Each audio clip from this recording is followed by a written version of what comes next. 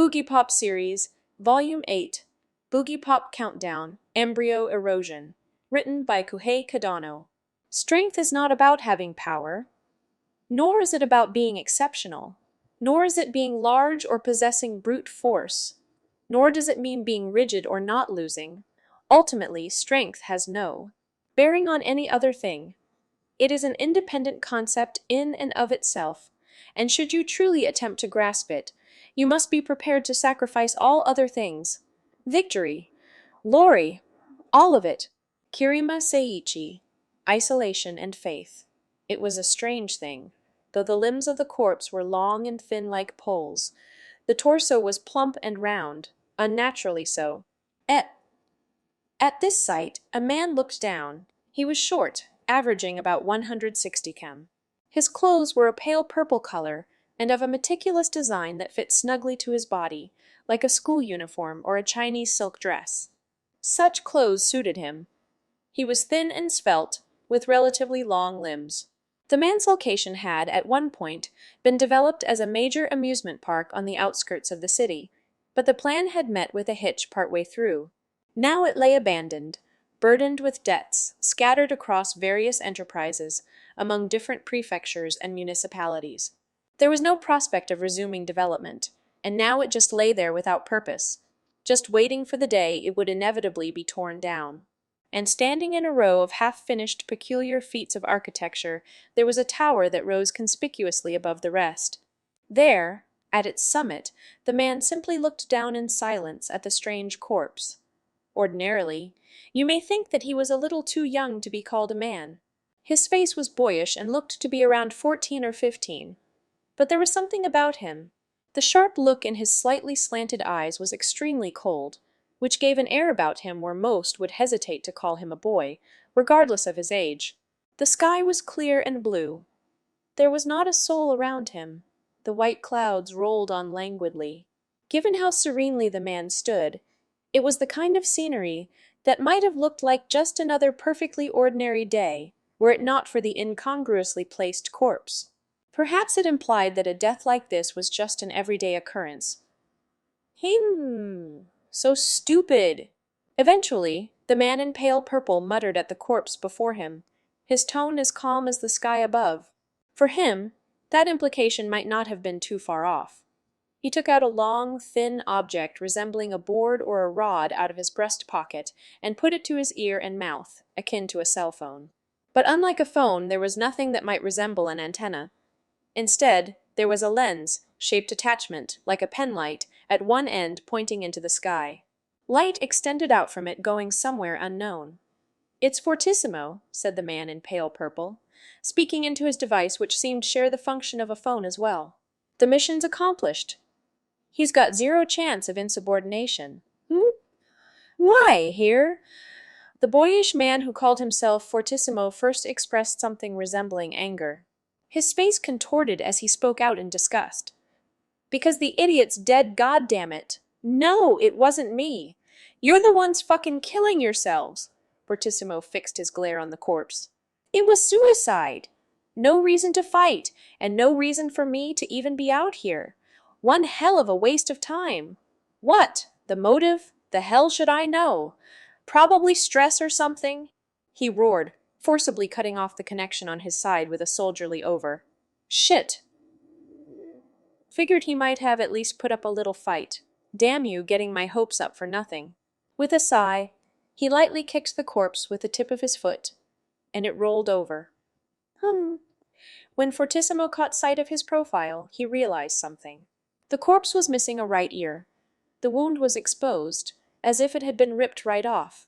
Fortissimo then took another look around the place, but nothing vaguely ear-shaped was anywhere to be seen. It seemed that it hadn't been torn off here. So that would mean... Suddenly, a vivid color rose to Fortissimo's eyes. Does this mean he'd been fighting someone? He must have ran away, but seeing that there was no hope for him, he killed himself in despair or something like that. His eyes widened, nodding to himself over and over again as he ran through the motions. "Hey, it wouldn't happen to be you, would it? You're not the one who beat him. Are you Eugene?" His eyes flashed as he spoke that name. "'Cause you know I still haven't beaten you fully yet. If you're the one I'm taking on, then this is a welcome opportunity. Fortissimo spread open both arms and looked up at the sky. That's right. Our battle still isn't decided. No matter how much you whine, saying it's your loss, I am not letting that fly. And facing the heavens, he laughed at the top of his lungs. Afterwards, as Fortissimo was descending the tower with the cadaver, a man awaited him at the bottom. At first glance, he looked to be a perfectly average office worker. "Hello there, oh strongest one. It's been a while." The man bowed, his courtesy a veiled insult.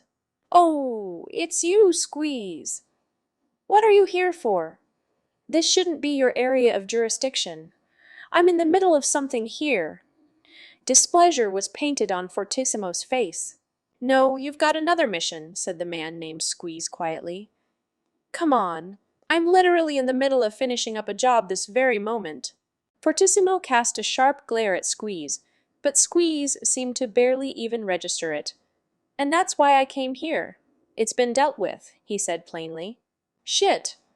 What? I don't even get time to take a stroll," said Fortissimo begrudgingly. "If you were to go out on a stroll, it would be devastating for those around. I'd imagine that as soon as you spot anyone who might look strong, you'd be picking a fight with them." "I wouldn't go all out," said Fortissimo with a smirk. Squeeze shrugged his shoulders. "You'd better not. If you were to go all out, your opponent would end up dust." At this, Fortissimo's smile grew even wider. "Maybe that wouldn't happen if you were my opponent." "How about it? Want to go around, Mr. Direct Attack Combat Type," he said provokingly. But Squeeze didn't take the bait and answered with a sigh. "I think I'll pass. I'll have you know I also value my life. Now, back to business." Squeeze handed a document written in fountain pen to Fortissimo. It was an old-fashioned way of conveying information, but, unlike electronic data, there was no worry of it being copied so long as the creator held on to it. Fortissimo took one glance at it and then snorted. "An egg? You're telling me to look for this thing?" "That's correct. But it is no ordinary egg. We don't know what it'll give birth to. It's uncharted territory that's impossible to predict. We need to establish a countermeasure to the best of our ability while we still can, which is where the strongest one comes in." "Bah? You make it sound like all that. It's probably just another pointless errand. The jobs they put me on are always the same." Fortissimo thrust the document back at Squeeze. "Besides, that name is no good. Embryo? Pretty sure there's a weird meaning behind that." Squeeze looked at the document nonchalantly returned to him and was speechless for a moment. There was nothing on it. The letters that should have been stained into the paper in ink had been utterly erased, leaving only a blank sheet. The thing Fortissimo had touched had been transformed from a meaningful document into a worthless scrap of paper. "Whoa, what is this?" As a combat-type synthetic human, Squeeze was capable of clearly spotting bullets mid-flight, and yet, even with his abilities, he hadn't noticed Fortissimo do anything. He was now painfully aware of why the TOA organization acknowledged his existence despite the threat level. Yes, the name is derived from the ancient Greek word meaning that which swells from within, which in turn means germ that has attained life. And if we were to take its literal meaning, that would become unhatched egg. It may be that's exactly what it is, especially considering that you've been chosen as its opponent," said Squeeze in a hushed tone, his voice tinged with the slightest of fear. Fortissimo then snapped his fingers, and the instant he did so, the scrap of paper turned to dust and floated away in the air. "Ha! Looks like I'm in for another tiresome task." For the first time, Squeeze smirked. "As a matter of fact, I don't imagine it will be. There have been some strange rumors around here recently, you see. Apparently, there's a Shinigami prowling around this city, or so I'm told." "Shinigami? What are you on about?" There was a notable change in Fortissimo's expression. He turned to face Squeeze. "There's a legend to that effect. They say it wears a black hat, and that it comes to kill you at the peak of your beauty, before you can grow any uglier. Or so they say. Is there any truth to it?" "No idea. But if you do happen to encounter them, perhaps you might actually find a little challenge. A Shinigami, eh?" "As if." Fortissimo's eyes still shone. He then muttered something under his breath. Squeeze couldn't quite catch it and inquired him, but Fortissimo wouldn't answer and simply stood there, grinning. To himself. "Oh yeah, Squeeze, go finish up the rest of my mission for me, will ya?" he said suddenly, as if he'd just remembered something. "I'm sorry. It's an easy job. All you've got to do is deliver this proof to the usual place." Then with a whirl he flung something over to Squeeze. Squeeze took it and was again left aghast, because the thing in his hand was presumably what had just been severed from the corpse moments ago, a fresh human finger. And by the time he looked up again, Fortissimo was already nowhere to be seen. While Squeeze stood there agape, at his back, the tower that the pale purple man had descended from began to crumble away as if it were a sand-castle. Every piece of evidence was being erased all at once, without a trace. That it is inside of its shell, the sleeping egg knows not. In the corner of a back alley, voices spoke in whispers. "Come on, man, I'm beggin' ya. Shut up, jup, be quiet. Already. You ain't got long anyways. Don't you feel like taking someone down with ya? This has nothing to do with you. Hey, come on, seriously. Kill me already. To hell with that. How many do you think have sacrificed themselves just for you? You're going to carry out the job you were meant to do. I'll make sure of that. Come on, kill me. What's the problem? It'll be easy. I don't want to keep living anymore. I'm just so damn tired of clinging to this stupid fake existence. Come on now. Think of it as a mercy. Please, kill me. Do me that favor, man." The voices left the alley and headed toward the shopping district across from the station. Across from the station, at Yars the arcade cabinet Honemi Hiroshi was aiming for had been blocked off by a crowd, so to pass the time, waiting for his turn, he began fiddling around with an egg-shaped handheld game console in a corner of the arcade. "Oh ho! You play that game too, do you?" came a voice from above him. He looked up to see a gray man. He was somewhere in his 30s, or maybe even his 40s. Being a middle schooler, Hiroshi had a hard time figuring out the age of middle-aged folk. He considered the man gray mostly because of the gray trench coat he had on, which was closed up tightly at the front. However, there was also this kind of sooty, somber feel to the man that gave Hiroshi this gray impression. The man grinned. In his hand was an egg shape similar to what Hiroshi was playing on. "You play too?" He'd rarely ever talked to middle-aged men one-on-one like this before. But if games were their common ground, then there was no need for him to be shy. Well, I think mine might be a lower quality one. I can't seem to get a hold of any good items unless I trade with someone," complained the man. Hiroshi couldn't help but laugh at how dramatically the man bemoaned his plight. "What's in you? Inventory, then? Do you have nothing but antidotes or something?" "Yeah, they're all pretty much useless. Even if I want to sell them, I don't get much." The two of them started talking excitedly about a topic that would be baffling to people who hadn't played the game. "You want a battle, then?" "Ah, I'm level 56, though. Are you able to handle that, Austin? 42 here? It'll be tough, but winning isn't entirely out of the question, right?" The two of them then linked their portable info terminals and started playing, the two consoles beeping all the while. The man played well, but unfortunately, the child was just better at battling than him. Ultimately, the game ended in Hiroshi's victory. "All right. Guess I'm claiming some data from you. Oh well." Hiroshi switched screens and examined the list of data that the man had. Item. Names listed as basic words ran the length of the menu.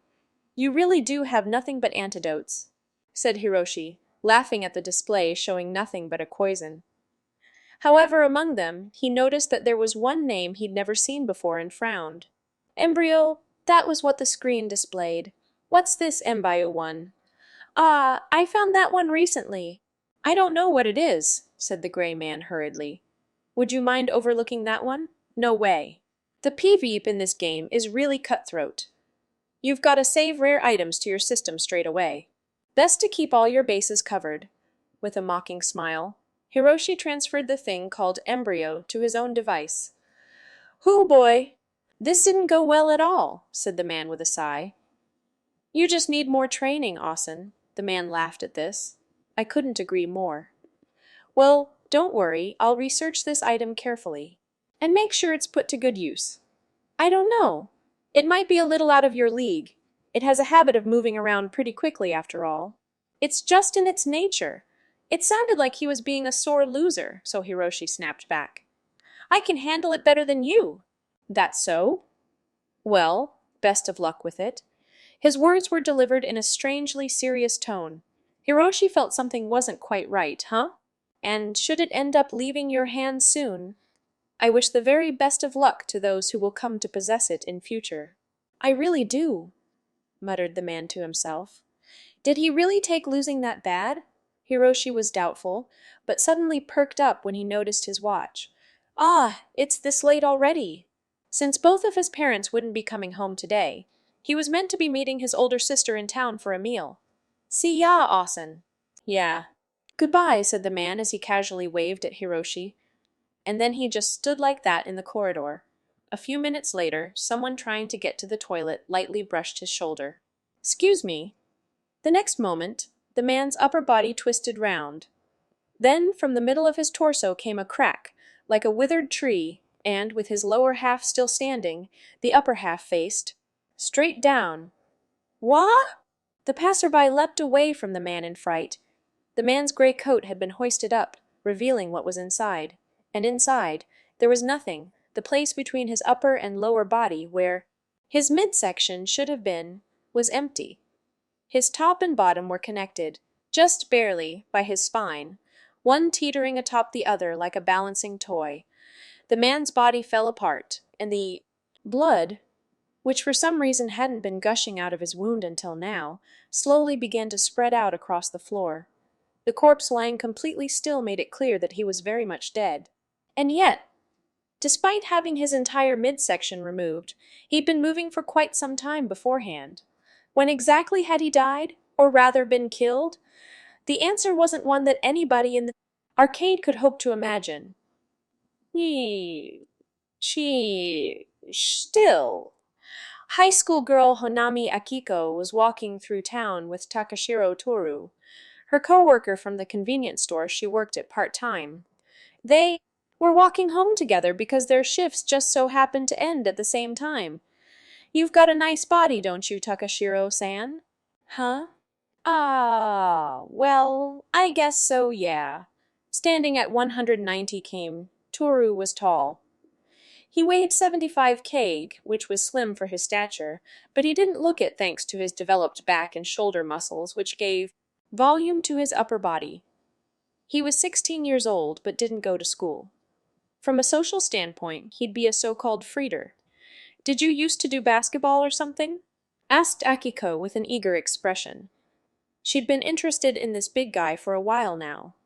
With his deep chiseled features that lent him a mysterious aura, and how incredibly cool and collected. He was for his age, she couldn't take him off her mind. I get that a lot, but I just seem to be kind of, bad at that sort of stuff. What sort of stuff? I mean like, sports, that kind of thing, said Toru, scratching his head furiously. His mid-length, naturally permed hair might have been a haircut, but it could just as easily have been the result of not cutting his hair for several months. But you must have been training for something. Don't even try telling me you're bad at exercise. Even at the convenience store, she'd seen him carrying heavy heaps at a brisk pace all the time. Yeah, well, I could probably do it if I tried, but I guess I don't have much of an interest. Don't know if I could really get myself invested in it. Toru wasn't articulating himself very well. Do you have some kind of dream you aspire towards, Takashiro-san? Her question seemed to put him on the spot. I guess so. If you could call it a dream. I mean, I just can't believe you're satisfied living the freeter life. Sure you won't laugh. At what? You see. How do I put this? Toru's voice fell to a whisper as he scratched his head even more. I'm sort of thinking that I want to become a samurai of sorts. Naturally, Iko was taken aback. What? Yeah, it's weird, isn't it? Toru said with a forced smile. Ooh, You mean like an actor for a period piece, said Akiko after some thought. No, that's not what I mean. More like… Toru stopped mid-sentence. Akiko looked up at him, wondering what was wrong, and then tensed up as well. Toru's expression had totally changed. He was staring intently at a single point. It was like a magnet had suddenly taken a hold of his gaze, in the same way someone might look at their opponent's deck of cards in a game of poker when they're about to reveal their hand. There, parked by the roadside, was a bike, with a girl lightly sitting on it. She was wearing a leather jumpsuit, and the boots she was wearing were oddly hefty. On closer inspection, they weren't. Ordinary boots, but safety boots you'd wear to dangerous places, like construction sites. Toru couldn't take his eyes off her. Not in the mushy sense of ogling a beautiful girl. On the contrary, you could almost say it was. That woman. The girl had also taken notice of Toru and looked back at him. Isn't that… Akiko knew who she was. That's Kirima Nagi, the infamous delinquent. For a while, Toru and Nagi locked eyes. Toru. Expression was growing steadily fiercer. But Nagi remained calm. The way she carries herself. Could that be… Toru swallowed dryly. And then, as he took a step towards Nagi, I'm so sorry, Nagi. I didn't mean to keep you waiting. A girl cradling a large paper bag came running toward Nagi from a street corner, and Nagi casually shifted her gaze from Toru to her. And then she smiled at her. Hey, did you get the stuff I asked for? Yeah, it wasn't too bad. Nagi's expression when she spoke to the girl was very gentle, as if she were friend or family, and Akiko was a little taken aback at this change, so even Kirima Nagi can make that kind of expression. Akiko glanced up and saw that, as she'd expected, Toru too was staring as if he'd been completely bewitched. Was I just imagining it? He said in a low whisper and resumed walking. Oh, what was that? Are you a friend of Kirima? Sans Takashiro-san? Asked Akiko, but he shook his head. No, it was just a little misunderstanding, he said, striding away without expressing the least interest in the fact that Akiko knew Nagi's name. Hurriedly chased after him. Then, as the two of them came upon a slightly lonely alleyway just ahead of the station, they were both headed to. Ah, you brought a guy with you. A boy's loud voice called out from behind them. Akiko jumped and turned around. Behind her was her little brother, Hiroshi. Oh, Hiroshi. Don't scare me like that, hey? Hey? How about I just give you some money and you can buzz off? He said, looking at Toru and grinning. It's not what you think, she glared at her little brother, and then turned to Toru. I'm sorry, Takashiro-san. This is my brother. I promised him we'd eat out somewhere today. It's fine. He didn't really surprise me, said Toru coolly. It was the truth.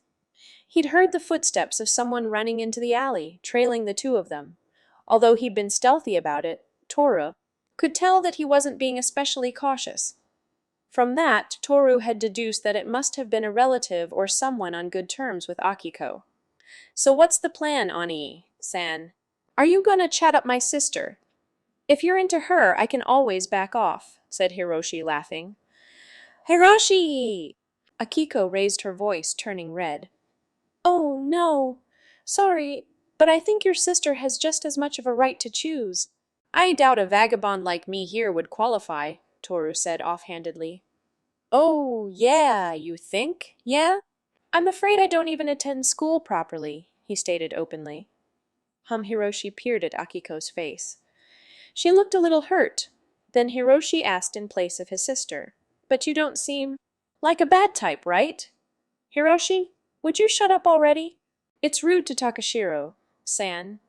As Akiko tried to give her brother a stern telling off, a beeping sound came from his breast pocket.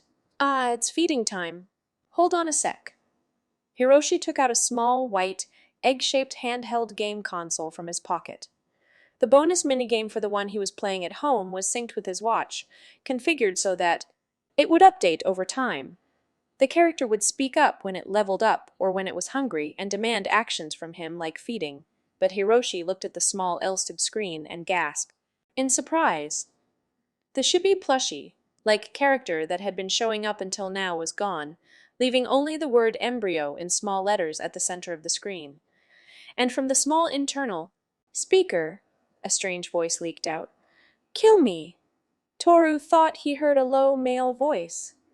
"What? What did that thing say just now? Who? Is it bugged?" Hiroshi tried fiddling with all the buttons, showing no reaction to the bizarre voice. "That's a weird game you're playing there. What's it called? Did it say 'kill me'?" asked Toru. Hiroshi stared at him. "Huh, I never said anything like that. No, not you. There was a voice that came from the game, right?" "What? No, not really." Hiroshi shook his head. "But I could have sworn," Toru began. Then his face tensed with a sudden realization and immediately yanked Akiko toward him. "What?" She started, but before she even had the time to blush, he followed through and pushed her over to her brother. And right after that, he turned his back to the two of them, staring sharply ahead of him. A group of three, 2 men and 1 woman, were walking up to them. Toru glared at them. The 3 of them wore dark coats, and the woman was wearing a blue bodysuit beneath that. They were the sort of garments you might see in a cheap gangster flick. "Huh? Who the hell are you?" The trio looked at Toru standing between them and the siblings, as if trying to shield them, and frowned. "Hey, Hiroshi?" Toru asked to Hiroshi behind him. "Ever seen these guys before?" "Huh? No. But, no. But, well, it looks like they've been following you is all I'm saying." When Toru said this, the expression everyone's faces changed. "What are you talking about?" shouted the siblings, and the trio stepped back slightly, poising for a fight. "Well, you going to answer our question? You name yourselves first." "You all reek of bloodlust," said Toru dauntlessly, and the trio exchanged glances. Then, one of the men spoke up. "We have no business with the likes of you." "It's that brat you've got we're after," he said, casting a sharp glance at Hiroshi. Me?" Hiroshi, who was behind Toru, tensed up. "That's right. You should have picked up you-know-what from Sidewinder. We'll be taking that from you now." "Yeah, you know what? What's that? I don't know what you're talking about." Hiroshi waved his hands around, not understanding what was going on. There was something awfully shady about the 3 of them. And looking at their faces, you had to wonder if they were even Japanese. "Don't play dumb. We've already confirmed that you were the last one to intercept that traitor. We don't know what form it's taking right now, but everything will be just fine if you just hand it over like a good kid. Otherwise," he spoke quietly, but with a distinct severity to his voice. It was evidently a threat. "Hiroshi, what is this? What are these people saying?" Akiko demanded answers from her brother, but Hiroshi just shook his head furiously. Toru stepped in to make sure. "You're sure you don't know anything?" Yeah. There's your answer. Sure you haven't got the wrong person? I mean, look at him. He's just a normal middle schooler. I don't see how he'd be involved with a dangerous-looking bunch like you. Who are you to keep mouthing off like that, eh? You trying to play the White Knight? Keep that up and you're gonna be in a world of pain." Toru smirked. "I'm not a knight," but the man wasn't interested in waiting for Toru to finish his sentence. He lunged at him without provocation with the club-shaped weapon he'd been concealing in his hand. However, Toru's movements were quicker still. He immediately grabbed the man's hand and lightly caught the tip of his foot. In the next instant, the man's body whirled around and was slammed down into the ground. A dumpster full of empty cans was shoved away with the impact, its contents spilling out with a noisy clatter. "Whoa! Whoa!" Speaking to the man writhing on the ground, Toru finished his sentence. "I'm a samurai." Even Akiko and Hiroshi, who'd quickly leapt back, watched the stunning display in round-eyed wonder. "Hey, he's strong," Hiroshi murmured in a daze. The remaining man and woman assumed a guarded stance and moved a step back. "Not bad," said the woman quietly, but with a tone that seemed almost mocking. "But I see that your moves are self-taught. Guess you aren't backed by the organization." Toru sullenly focused his attention on the woman. He'd been concentrating on the 2 men, But now he realized that the long-haired woman had the sharpest eyes out of the three. Her gaze pierced him from the shadow of her long forelocks. Then, the woman and remaining man began to use a different language, incomprehensible to Toru and the others. "He's not from the Toa organization." "No need to panic," said the woman, to which the man nodded with a grunt. "What's the plan, Pearl?" he asked. The fact that he was asking the woman suggested that she was their commander. Around them, people who'd heard the commotion had begun to gather, wondering what the fuss was about. "It's a fight!" a voice cried from the crowd. "We're drawing attention here. Killing these guys would be easy, but if we did that, our pursuers would catch our scent. If we take it now, our pursuers will be able to focus on a single target." "There's a high probability we won't be able to escape them," muttered the woman called Pearl as she looked at Toru. Then she switched back to Japanese. "So, you called yourself a samurai, did you? Nen?" Toru was slightly taken aback by the woman's expression, for she was smiling at him sweetly, with her attractive looks. Yet it was a smile that belied the scent of something warped and wicked behind it. "All right, I'll let you hold on to it for now. Perhaps you might even have the potential to break through. If that happens, then you'll be a fellow member of the Diamonds like us." "What? What are you talking about?" "You'll know soon enough." Then Pearl and the man, leaving the other one lying on the ground, turned on their heels and walked away from that place. It was as if they'd taken flight without the slightest hesitation, without sparing a single thought for the comrade they'd abandoned. "Hey, wait!" cried Toru, who, on the other hand, was considerably shaken. But as he tried to call them down and chase after them, the man who'd been on the ground suddenly got up. "How dare you!" The man rushed at Toru, darting past Hiroshi and Akiko.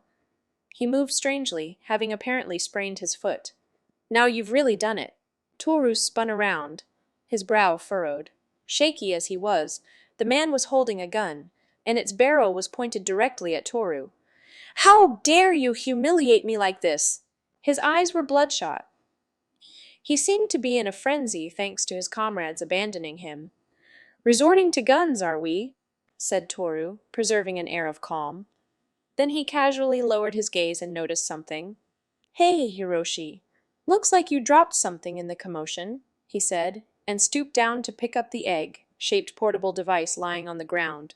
Seeing Toru's continued indifference drove the man into an even greater frenzy. "Don't try to fuck with." The moment he tried to level his gun at him again, Toru squatted down and then, from a crouching start, pushed off the ground with a thud and launched himself into the man. "Ah!" Both the man and Toru tumbled head over heels and fell to the ground. A bullet fired from the gun, glancing off the concrete wall of a building with a bang. "Kayawa!" screamed Akiko. Then, from behind, somebody tightly gripped her shoulder. She turned and was speechless, because she knew who that somebody was. "Get back," they said calmly, and proceeded straight toward where the two were grappling. There was another gunshot, but this person paid no attention to it and grabbed the hand of the man still holding the gun. What had they done? They had, in one deft movement, plucked the man away from the struggling Toru and sent him flying. The man flew headfirst into a trash can that had only recently been toppled over and, this time, fully lost consciousness. Toru was agape, staring at the sudden meddler. They hadn't seemed to exert themselves at all, but the most surprising fact was that they were the one he'd been staring at before. It was that girl. "Kei Kirima Nagi," slipped out Akiko's voice in a whisper. Nagi, Toru, though he didn't feel especially injured in any way, climbed unsteadily to his feet. "So you're Onyai-san. It's all well and good playing the hero. But did you ever stop to think about the danger of stray bullets flying around the place?" After Nagi had finished confirming that the man she'd fought was completely out cold, she turned to look at Toru, then frowned. There was something off about Toru. Oddly, he'd broken into a smile and was staring at Nagi with bright, sparkling eyes. "So I wasn't wrong. Hey you, the way you moved just now, that technique. It has to be. Just where did you?" Then, without warning, he launched himself at Nagi. "Wah!" Taken by surprise, Nagi acted on reflex. With the foot sweep her master had drilled into her, she took down Toru cleanly. Toru fell to the ground and sprawled out. He hadn't tried to defend himself. "Whoa, what do you think you're doing?" cried Akiko, lashing out at Nagi. "Hold on! You did, I mean! He just came at me." Even Nagi was uncharacteristically flurried. Okay." Nagi tried to help him to his feet, when suddenly Toru's eyes flew open. "Who did you learn that from? Was it from a man named Gen?" he asked, then fell back unconscious. Nagi and Akiko, with Toru, passed out and sandwiched between them, hesitantly exchanged glances. "I don't really get what's going on, Hiroshi, who'd been silent until now," said timidly to his sister and Nagi, who were both spacing out. "But maybe it'd be a good idea to get out of this place. Kind of seems like the police might show up or something." The noisy crowd of onlookers had quickly dispersed once the gunshots were fired. It was highly likely that someone had reported the danger. The three of them cast their eyes on Toru. The big guy was passed out peacefully, his face a little like that of a stray child who just found his parents. Was found his parents? Was it had happened back when? Toru was still in middle school. Even during those years of growth, Toru was tall. Back then, he stood at 175 km, which regularly got him confused with for a university student.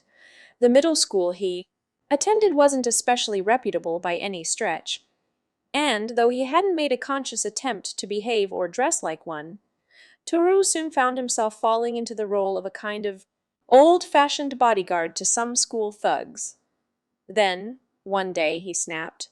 He learned that a recently enlisted kuhai of his, who had insisted on calling him Aniki, had been taking some stimulants, sold by the local yakuza, and was on the verge of getting addicted to them. To his relief, the kuhai wasn't addicted enough that it would end up killing him, so he was able to recover and get back on his feet. But Toru wasn't willing to just let it go like that. He sniffed out the yakuza who'd sold the drug and got a tip about a deal going down at the harbor, and, of all things, recklessly, crashed it all by himself. Toru did well. Or rather, his attempt went well. By the time they'd managed to pin down, he'd already defeated 13 men, leaving them in such a state that they'd have to be hospitalized for months. But the odds had always been stacked against him. The attempt ended in his defeat as he was knocked down and a gun was pressed to his head. "Drop dead, you nutcase brah!" Bombarded by cursing, Toru was prepared to die. He shut his eyes tight and felt the blood pounding in his ears. But no matter how long he waited, the moment didn't come. Furtively opening his eyes, an unbelievable scene spread out before him.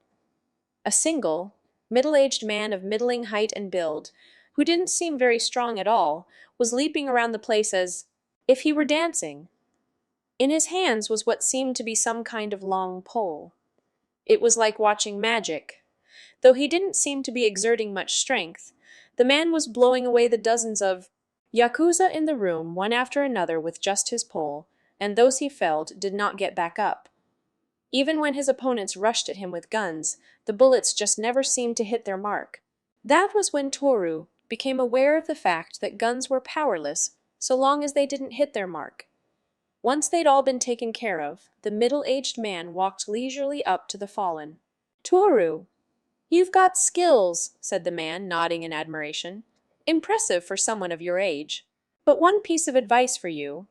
If you want to get your body moving, I'd recommend steering clear of brawls. Think about taking up a ball game or athletics." "Why's that?" Toru asked back, still in a daze. A wry smile appeared on the man's face. "You're the type to get a tad too hot-headed. I used to be like that once. If you really must, I'd find something that gives you a clear distinction between winning and losing. If someone like you starts getting into fights, there won't be an end to it no matter how far. You go." Toru blinked. He didn't really understand what the man was telling him. "Just, who are you?" "Ah, right." The strange middle-aged man thought for a moment, then looked at the pole in his hands and smirked. "Why don't we just say, 'I'm a samurai,'" he said drolly. Then came voices in the distance. Jen, what are you doing around here? You're the one who said to leave the country. What good is it if you start sticking your neck into trouble? Someone seemed to be calling the man. Ah, sorry about that. Just coming, replied the middle-aged man. He threw away the stick, turned, and finally left Turu's spot. Turu was dumbfounded. After a time, once the force of the blows had left his body and the numbness had worn off, he staggered to his feet. But even still, as he stood in the center of the yakuza around him, groaning and unable to move, with broken limbs and ruptured insides, Tora continued to gaze off into the direction of the mysterious man who'd called himself a samurai. It was a story from years ago, but Toru still remembered it all clearly, even when both of Toru's parents died in a traffic accident soon after that, leaving him all alone in the world. He'd mourned them, of course, but still, for some reason, he felt that just thinking back to that time was enough for him to find the courage to face things, no matter the situation. Though he'd been struck with misfortune, the existence of that strange man who'd called himself a samurai had put this young man's life back on track. And it had even went on to become his goal in life. But the biggest problem with this goal was that there was nothing concrete with which to grasp it, and it was unclear just how one would be able to attain it. That is, until he acquired a clue, or a day after the scuffle in the city, the man who'd fired his gun was arrested by police. They'd hurried to the scene after someone reported him. By that time, the ones who'd been fighting with him were nowhere to be seen, so the police decided to detain him for now and take him in for questioning. However, the man continued to stay silent, and his identity remained unclear. The police had no choice but to leave him in a detention room and observe him over time. Then, late that night, prisoner lay awake on the narrow bed of his cell. He'd been wide awake all night, and his gaze was affixed to the ceiling. From the outside, he looked expressionless. His mouth was closed tightly, and his eyes stared directly ahead, unflinching. But to a certain type of person, a tennis player, for instance, who could gauge their opponent's condition when facing them in a match one-on-one, it was patently clear that the man's rigid expression conveyed only one sentiment: expectation. Something below was sure to be approaching him, and he was waiting for it. Rather, he didn't have any other choice. And, to this man, there was nothing more terrifying than the act of waiting. Fear. The fear that it would inevitably come held the man's entire body in a vise, rendering him unable to move, nor speak. That man was the sole person left in the cell. With no one in the surrounding chambers, it was deathly silent, and in that motionless world, at last, the prisoner showed a reaction. Spasmed as if tensing up, and the pupils of his eyes that stared up above him narrowed to a point. Someone was standing there. They made to peer over the bed. They were already right next to them. Prisoner. Without their realizing, there hadn't been any sound. There were neither footsteps nor the clink of a jail key, but even before that, the prison guard who should have seen someone coming showed absolutely no reaction at the person standing right across from them. He tried to spring up, but for some reason couldn't move a muscle, as if his body had somehow turned to lead. He was paralyzed. The intruder had done something to him. But what? He would have known if he'd been touched or attacked in some way. But there was no sensation to suggest anything of the sort. The intruder wasn't all that tall, but his limbs were long, his figure slender and balanced. He had a childlike face, but there was a sharpness to it, lending him an air that made it difficult to call him a boy. The clothes he wore were close, fitting, and pale purple in color. "You don't have it, do you?" said the pale purple man quietly. He wasn't speaking Japanese. A cold sweat began to lash off the prisoner's face. "Well then, who does have it right now?" "Care to tell me?" asked the pale purple man coldly.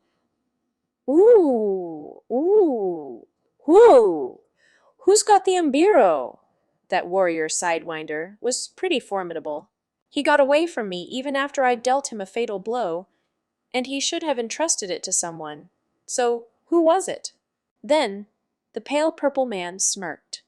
Yee, see, I'm really curious.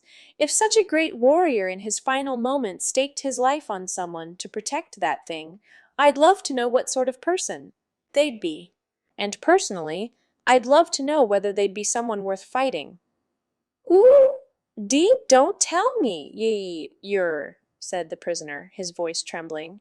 Pearl told us about you. The one with a compulsive desire for battle. Are you the one they call the strongest? Then, at last, the prisoner screamed out, cried out in terror. No, he tried to cry out, but for some reason his voice was erased the moment it left his throat and didn't get any further. The vibrations in the air that should have been rippling out would not spill into the open, as if there were a vacuum stopping it along the way. They didn't even reach the prison guard who should have been right there, mere meters away from him. Now, you have two choices, proposed the pale purple man quietly. We make a deal. I'm sure you must want to know more about the TOA organization.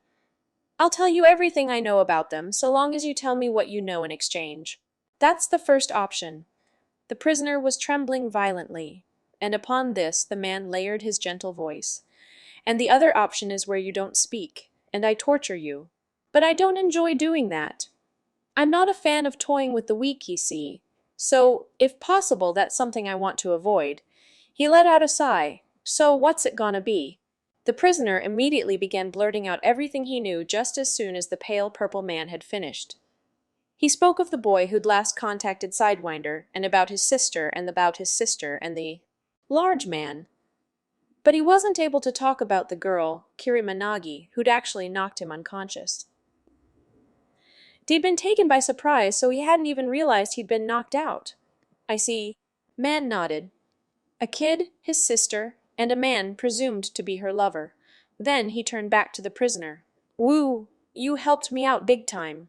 Then, as promised, let me tell you what I know. No, you don't have to tell me anything like that. The prisoner shook his head violently. Now, don't say that. As far as I understand it, the TOA organization. Here the man lightly raised two fingers. Out of nowhere, there was an extremely small tube-shaped object between them. Shows not a shred of mercy towards its enemies. And then the man tossed the tube away. But there was no longer anyone there to see it. A few minutes later, the prison guard, thinking it was a little too quiet, came over to check on the prisoner. He appeared to be sleeping normally, so he turned straight back around, but at this point, the prisoner was already dead, and later examination discovered that, inside his skull, a section of the blood vessel leading to the brain was missing. Its rupture was deemed the cause of death, but no one could have ever deduced that the missing part of the blood vessel was, in fact, lying there on the prison floor. Hearing the beat of its own heart and the flow of its blood, it learns that sound exists in the world. Kier, crick, gur, rack, make, creak. In the darkness of one of the city's many crevices, sounds like these could be heard. But Pearl, are you sure we really need to go that far? A man's voice interrupted the sounds. We can't be too careful. Besides, it's possible that our samurai might have already broken through. We'd do well to be vigilant, added a woman's voice. Still, you think they'll really fall for it? In response to the apprehensive man, the woman replied, brimming with confidence, I know men like him all too well. When given the option to act or wait, his type will act. His pride and his strength will lead him headfirst into our trap of his own will. Now then, how do I look? As the bizarre sounds subsided, the woman stepped out from the darkness, and standing there was a young high school girl. Well? Her voice was now different from the one she'd had up until now, one with a more youthful timbre, practically identical. The man took one look at her and heaved an audible sigh. Why, Taniguchi Masaki, a 15-year-old high school student, had been in high spirits since morning. A small matter involving my school's strict rules had been keeping me holed up in the school dormitory the past few weeks. Most of that time was spent in lesson after lesson of supplementary classes. However, today was the day I was finally allowed to go out somewhere. I'd finished a little errand I'd promised to do for a friend, and now, a little after noon, I was finally free. While walking down the street, I found myself humming away as my legs threatened to break into a skip and a hop. I made a beeline straight home, taking the shortest possible route. My parents live abroad for their work, so they aren't at home. Instead, I live together with Nagi, San, though she's not related to me. That said, there's also supposed to be a friend of mine in Nagi, San's care, living here as well, a girl named Orihata Aya. And it's kind of embarrassing to say, but I like Orihata, and it seems like she doesn't entirely dislike me either. Though I haven't properly confirmed that yet. Tehi, a grin crept onto my face. And so I arrived at my abode, a detached house in a cozy corner of the residential district. However, as I touched the gate, I noticed something odd. The knob was unusually stiff. It felt as if it hadn't been used for some time, like dust had clogged it up. I had a bad feeling. Cautiously, I continued up to the entrance and stood before it. The door was locked, which wasn't particularly unusual. It was entirely possible that San, and the rest weren't in. But I didn't try to enter from there. Instead, I made my way round to the back entrance. One may think me a bit too wary, but my childhood years abroad had, by all accounts, given me plenty cause to be cautious. Naturally, I had a spare key, so I was able to get in through the back without any difficulty. But in the moment I entered, I was lost for words. Wah! The back entrance was connected directly to the kitchen. It was the place where I made all my food before I'd been accepted into the dorm, among other things. But now, I couldn't smell anything. The sparkling clean sink indicated that not a drop of water had run from its faucet, and the chopping board that stood to the side of it was bone dry. And there was nothing there. No cups laid out to dry, no sponge, no scouring brush, no salt, sugar, or condiments, no spring onions that should have been bundled up for emergency seasoning. Nothing. Plus, it was too quiet. There was no power to the fridge, and hence no humming noise from it. It was as if there wasn't a trace of anyone living there. A vacant house. And there was one other thing that worried me. What the hell is going on here? Mentally telling myself to calm down, I moved farther into the house. Muffling my footsteps, I left the corridor and headed toward the living room. I sensed someone's presence that way. There shouldn't have been anyone in there, and yet there was. Don't tell me it's someone involved with Orihata. I'd thought that all the trouble with her was over. But whoever it is, I'm not letting them do anything terrible to Orihata ever again. Coming to a kind of resolve, I steeled myself and approached the presence. But the moment I stepped into the room, I froze. All my resolve and preparation were blown away just like that because the guy standing in front of me was so incredibly bizarre and surreal. "Are you Taniguchi Masaki?" He spoke out to me, but I didn't know what to say. My voice slipped out. If I had to describe him in one word, I'd have said he was a samurai. He wore a kimono and hakama. It was the kind of getup everyone had seen plenty of times in period plays and Edo, themed theme parks and stuff. On top of that, despite being a huge jumbo size of a man, his clothes were wholly too small and too short for him. In his hand was a bokken, and with one swift motion he pointed it at me. I humbly request a lesson. Much like his anachronistic appearance, his words were old-fashioned too. "Who the heck are you? How'd you get in here?" I tried to ask, but in the next moment he was already upon me. "Wah!" I dodged to the side, avoiding him. The bokken made a heavy noise as it connected with the floor. "Wah! What are you doing?" I cried, and again he came at me. I did my best to run, but the living room was hardly spacious. My avenues of escape were limited, and so he closed in on me, using his sword to strike the sofa, table, and everything in his way. "God damn it! What the hell is happening?" I finally snapped. "Why?" Because I was supposed to have come home in a good mood, happy to see Orihata again after a long while. But instead, there was some weird samurai attacking me for no reason. I turned to face the damn samurai. He in turn abruptly shifted his stance to confront me. The bastard was grinning, which only made me angrier. I assumed a Seekin stance and closed the gap between us a step. He did the same. I glanced down to check my footing, and in that instant he struck. Except, having received several of his attacks now, I already knew. Staying in position, I threw out my fist, not straight out in front, but diagonally downward. It caught my opponent's sword mid-swing and drove it aside. As I'd thought, he was simply swinging it down from above with all his might, so that giving it a little nudge would easily change its course and carry along the body of its wielder in the process. Ah! For an instant I saw the samurai's face go rigid. He must have realized that with his arms extended, his abdomen was now totally exposed. He was correct. But it was too late. Fo! Ho! With an expulsion of air, I drove my fist into the pit of his stomach, and he slumped slowly to the ground. I picked up his collapsed body and looked around the room, deciding to tie him up for now with the electric cord of the floor lamp. What a mess, I said with a sigh, and tried once more to try and get a grasp of the situation. Just who is this guy? What was clear was the fact that he was really a complete beginner with the sword. All he'd done was swing it around recklessly without a shred of skill. Despite that, his body itself was sharp and nimble. In that sense alone, he was no amateur. But what did this mean? As I was lost in thought, the phone in the living room began to ring, and I almost leapt out of my skin. Even so, I decided to pick up. "Hello?" I asked cautiously. Suddenly, on the other end of the receiver, "Oh, hey, Masaki, is that you? I guess that means you won, huh?" came a familiar voice. "En Nagi, ni-san," I cried. "How many times have I told you? Quit it with the ni-san. Sounds so damn childish. What's going on? Why is the house empty? Where's Orihara?" "Oh, she's staying in my apartment. The house is unoccupied right now." "But I never heard anything about this." "Yeah, 'cause I never told you." She stated it so casually, my jaw dropped. "But Masaki, you've called Aya from school plenty of times, right?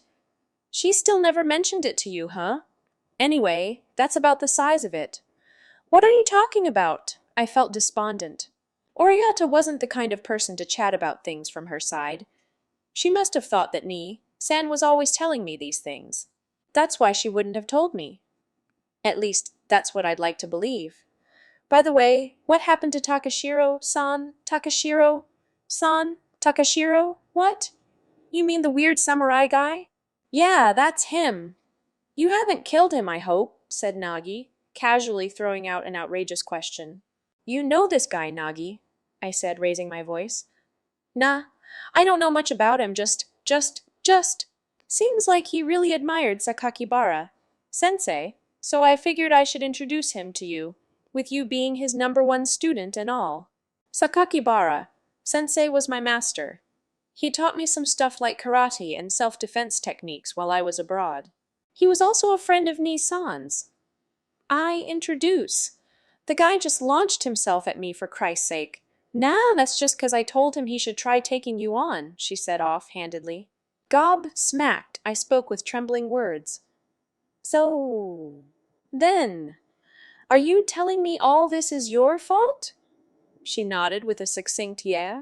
I should also add that I was the one who gave Takashiro those clothes. They're Sensei's old things. He was pretty keen on them. Though I don't get why Sensei even had those clothes. Wonder if he was an extra in a movie or something, she joked. I remained silent. I was in no mood to laugh. I knew that sometimes San could be a handful, but this time she'd well and truly. Anyhow, I'm heading over there now, okay? I answered forcefully, collecting myself. Fine by me, but if it's Aya you're looking for, she's not here today. Her words came as a surprise. Huh, but she's supposed to have time off on weekends. Orihara was attending a specialist cooking academy for professional training. Seems she was hand-picked by the principal to assist him with pre-cooking preparation. It's been hard work. She even had to go fetch some kind of ingredients yesterday. I never heard about this. You wouldn't have, because I didn't say a word to her about you coming back. But why? My voice, practically a pitiful cry at this point, was met with Ni-san's calm response. Okay, listen to me. This the perfect chance for her to study. I can't just let her squander it because she's thinking about you, can I? Aya's doing the best she can right now. If you care about her too, you better keep yourself focused. I get that, but there was no need to shut up about it entirely, was there? That girl still hasn't gotten out of her habit of getting super conscious about the things people say to her. Can you imagine how crap it'd be if she screwed up at a crucial moment because she was thinking too much about you? I... I had no room for argument. I felt my feelings of happiness at being able to see Orihata wilt. Still, even so. Then why couldn't you have told me about any of this earlier, Nagi? I grumbled. Because I just felt like teasing you, she admitted offhandedly. I wasn't in any mood to retort. Just then there was a groan from behind me. Ah, looks like he's awake. This Takashiro-san, or whoever the heck he was that Nagi had gotten involved with, had stirred from his unconscious state. They, Takashiro Toru heard a voice from the darkness. Hey, you! Yeah, you! You hearing me? What? Where is this? I can't see a thing.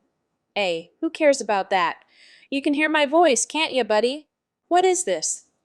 What happened to me again? Ah, that's right. I went toe-to-toe with a student of that samurai and then... Can you quit babblin' and listen for 1 second? What are you talking about? I'm unconscious, aren't I? So, this must mean I'm in a dream, right? Pretty irritating for a dream. Dream? Hey, look at Mr. Know-It. All here. You don't even realize you've broken through. Broken through? What? The name's Embryo. And you were able to hear my voice. That means you've already been infected. And that last battle just pulled the trigger. I mean, hey, you just happened to come across your long-cherished desire. That beautifully fulfills the conditions in my book. What do you mean? You ever wonder what people live for? What are you talking about? People live to battle the possibilities within themselves. At least, I was created as a weapon for that purpose. I exist to draw out the dormant power within a person. Yeah, I still don't get what this is about. You're making about 0 sense. If this is a dream, explain it to me in simple terms. A certain psychologist once likened the human heart to an egg. He said that it hides within its shell, fostering delusions, hatred, concepts like that, of its own volition. Now, exactly what it's amassing, no one knows, not even the person themselves. But those things are there, no question about it, waiting patiently for the day they'll eventually break out from that shell. One person even called it a time bomb. Shell, yeah. And I react to that shell like a kind of wavelength. Something like that. You know those tuning forks? The ones that can shatter glass and shit by emitting a certain type of sound. Same sort of thing. By the time folks can hear my voice, their shell's already fragile. With the right stimulus, you can easily break it and come out to the surface. Wah, ha. Can you speak in Japanese, please? None of this is sinking in. You really ain't the sharpest tool in the shed, are ya? All I am is an echo left in your head. That means I've already sunk in. The only words I'm using are ones that you'd understand. And you're telling me ya still don't get it? Hey, shut up! Though I'll admit I'm not very smart. Unbelievable. Course you being such a fool's probably the reason you were able to concentrate on one thing so single-mindedly and break through so easily. But I gotta warn ya, that alone isn't enough. Not enough? What's not enough? What's not enough? What's this breaking through even about anyway? You're gonna have to come to my side one more time. That's when your talent will finally be complete. Yeah, it's not enough to just break the shell. You gotta have the strength to come out. Else you're just gonna stay inside that shell with a hole in it and kick the bucket. What's the first thing an animal does after it comes out of its shell? That's right, they breathe. I'll give you your first breath. Then, hallelujah, your talent will come to fruition. That is, on one condition. What condition? That's right. If you want to become a true samurai, if you want to gain that power, then after you find me, you gotta kill me. Kill, you say? It's a promise, you got that. You kill me and I make you a samurai. That's the condition. You. Woo. Seared. Takashiro Toru awoke with a groan. He felt as if he'd been having a strange dream. But as is typical of dreams, his memory of it was hazy. He tried to stretch and then noticed, He'd somehow been rolled up in an electric cord and his arms wouldn't budge an inch. Uh, um. Hearing a voice, he looked up to see Masaki Taniguchi, the boy who'd given him a thrashing, looking at him with a worried expression. Ah, you're Masaki, San, right? Toru's eyes lit up. I'm so sorry about before. I was just so desperate to have a real bout between us. I'm Takashiro Toru. Sakakibara Gen. Sensei once saved my life. His bright, cheerful words only served to furrow Masaki's brow further. About that. About that. I think you might be getting the wrong impression of me here. I'm not especially, master's #1 student or anything? Masaki tried to reason things out, but Toru wasn't having it. Not at all. You displayed tremendous skill. Even as you took me out, you made it explicitly clear why I lost. Toru wasn't in the least bit bitter about his loss, speaking his true feelings with the utmost admiration. Grumbled Masaki. Eventually, though, he sighed. Well, I heard what the deal is. From my sister just now. I guess I should undo your bindings. Oh, actually, I don't really mind either way, said Toru calmly. I mind. I don't feel comfortable talking to someone who's tied up when they're smiling at me, scowled Masaki as he loosened the cord that Toru was bound up in. What did you just do? Again, Toru inquired. Emma, I just undid your bindings. But they were steel tight. You slipped them off like they were nothing. Oh, well, that's kind of a thing I learned from my mass. Masaki shut his mouth mid-sentence as the realization dawned on him. But it was too late, Tora was gazing at him with even greater admiration.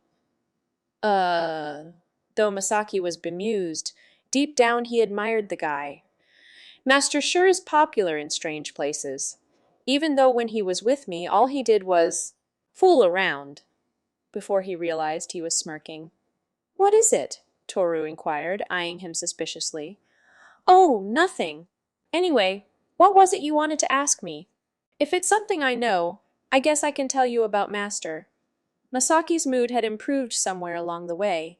Having said that, I didn't really know all that much about him, so all my answers kind of ended up fragmented. Yeah, see, even if you ask me where he is, I couldn't really tell you. He's essentially a drifter. But he has been in contact with you, hasn't he, Masaki-san? Occasionally, yeah. Listen, Toru-san. Yes. Could you quit being so polite? You're older than me after all, and it's totally fine if you just call me Masaki. Emmy, you say that, but you are ranked above me as a student. Toru said straight up, without a trace of embarrassment. But that's just it. From what you told me, Master met you before I met him. In that sense, that makes you my senpai. Well, if you say so. But in that case, I'd ask that you call me Toru. Sure, fine by me. Now, about what you were saying. In a lot of cases, there wasn't much I could do. When Master contacts me, he always phones me from his end. That, or he'll send me a postcard or something. Given that I don't know where he is, so he phones you. What do you talk about? Always kind of trivial stuff, actually. Sometimes he phones just because he wants to hear some Japanese. Oh yeah, come to think, the last time we spoke was around winter last year. Seems he had a daughter. He was over the moon about that. A daughter? Did he get married? I'm not sure. Maybe he has a partner. I didn't ask him about the details. Never mind the details. Master had gone on rambling so much about how auspicious an event it was, I couldn't get a word in edgeways, and then he was like, I'm out of money. Later, and hung up just like that. I figured there was nothing to worry about if he was that happy. I told San about it, but she just feigned mild interest, and that was that. A daughter, huh? Toru was deep in thought with a somewhat complex expression. Really though, like I was saying, Master's not the serious kind of guy you make him out to be. Though I can't deny that he's skilled. He is, isn't he? I knew he would be. At least that aspect is probably the way you're envisioning it. But I think that might just be his talent. I don't think he refined it by incorporating and carefully analyzing moves or anything. So I doubt he's the type of guy who'd be good at teaching people anything. He never taught me any kind of secret arts, for a start. But you're strong too, aren't you, Misaki? Toru's language was starting to show its true colors as he became progressively curter, but this just made him easier to talk to. Huh, hardly. I'm nothing compared to Master. This much was true. Master was incredibly strong, and I didn't stand a snowball's chance in hell against him. I'd faced him many times in the 3 years we spent, together morning, noon, and night, but I could still clearly count the number of times I'd landed a blow on him. Then, what did you learn from him? Humma. I was stumped, not because I was at a loss for words. On the contrary, it was the opposite. Master had been telling me things almost incessantly, but it was a little difficult for me to tell. That to Toru because he was sure to be disappointed, or should I say, confused. No killer techniques? He asked with eyes a-sparkle. As I suspected, he had high expectations. No, nothing like that. Though I guess there was something like a secret maxim. Secret maxim. Please, would you teach it to me? He drew closer. Reluctantly, I repeated what Master had told me exactly as he'd said it. Word for word. Toru's eyes widened. What? That's what he told me. It means... Well, he said it meant something like, think for yourself. I shrugged my shoulders.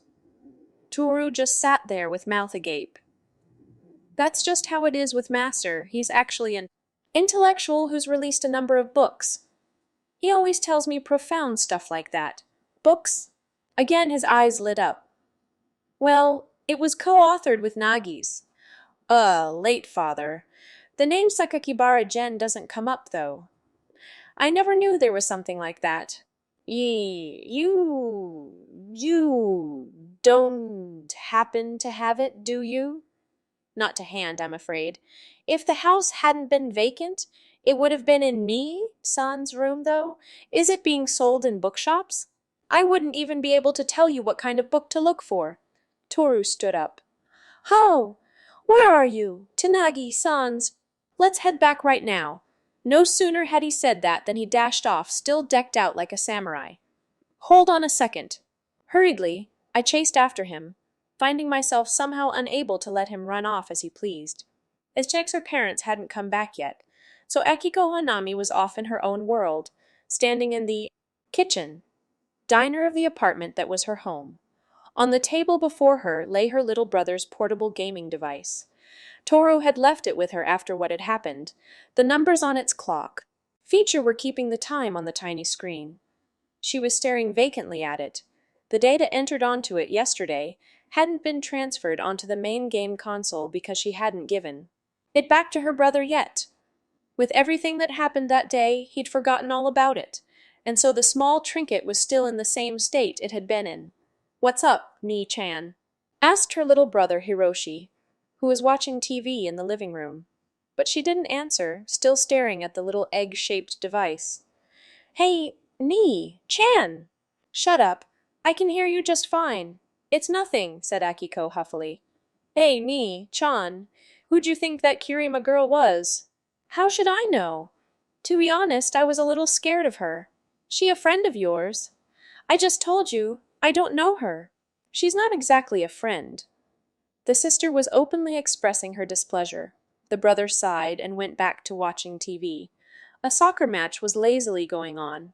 The announcer was commenting on narrowly missed shots and nice saves from the keeper and so on. Against that backdrop, Akiko continued to stare intently at the table's surface. Hey? He? Seems like your little brother can't hear me, huh? There was a voice coming from the egg. It had been speaking to her for a while now. Akiko stayed completely silent. Now then, I figure. You're thinking something like this? Have I started hearing things? My God, am I going insane? Well, sorry to tell ya, but you're wrong.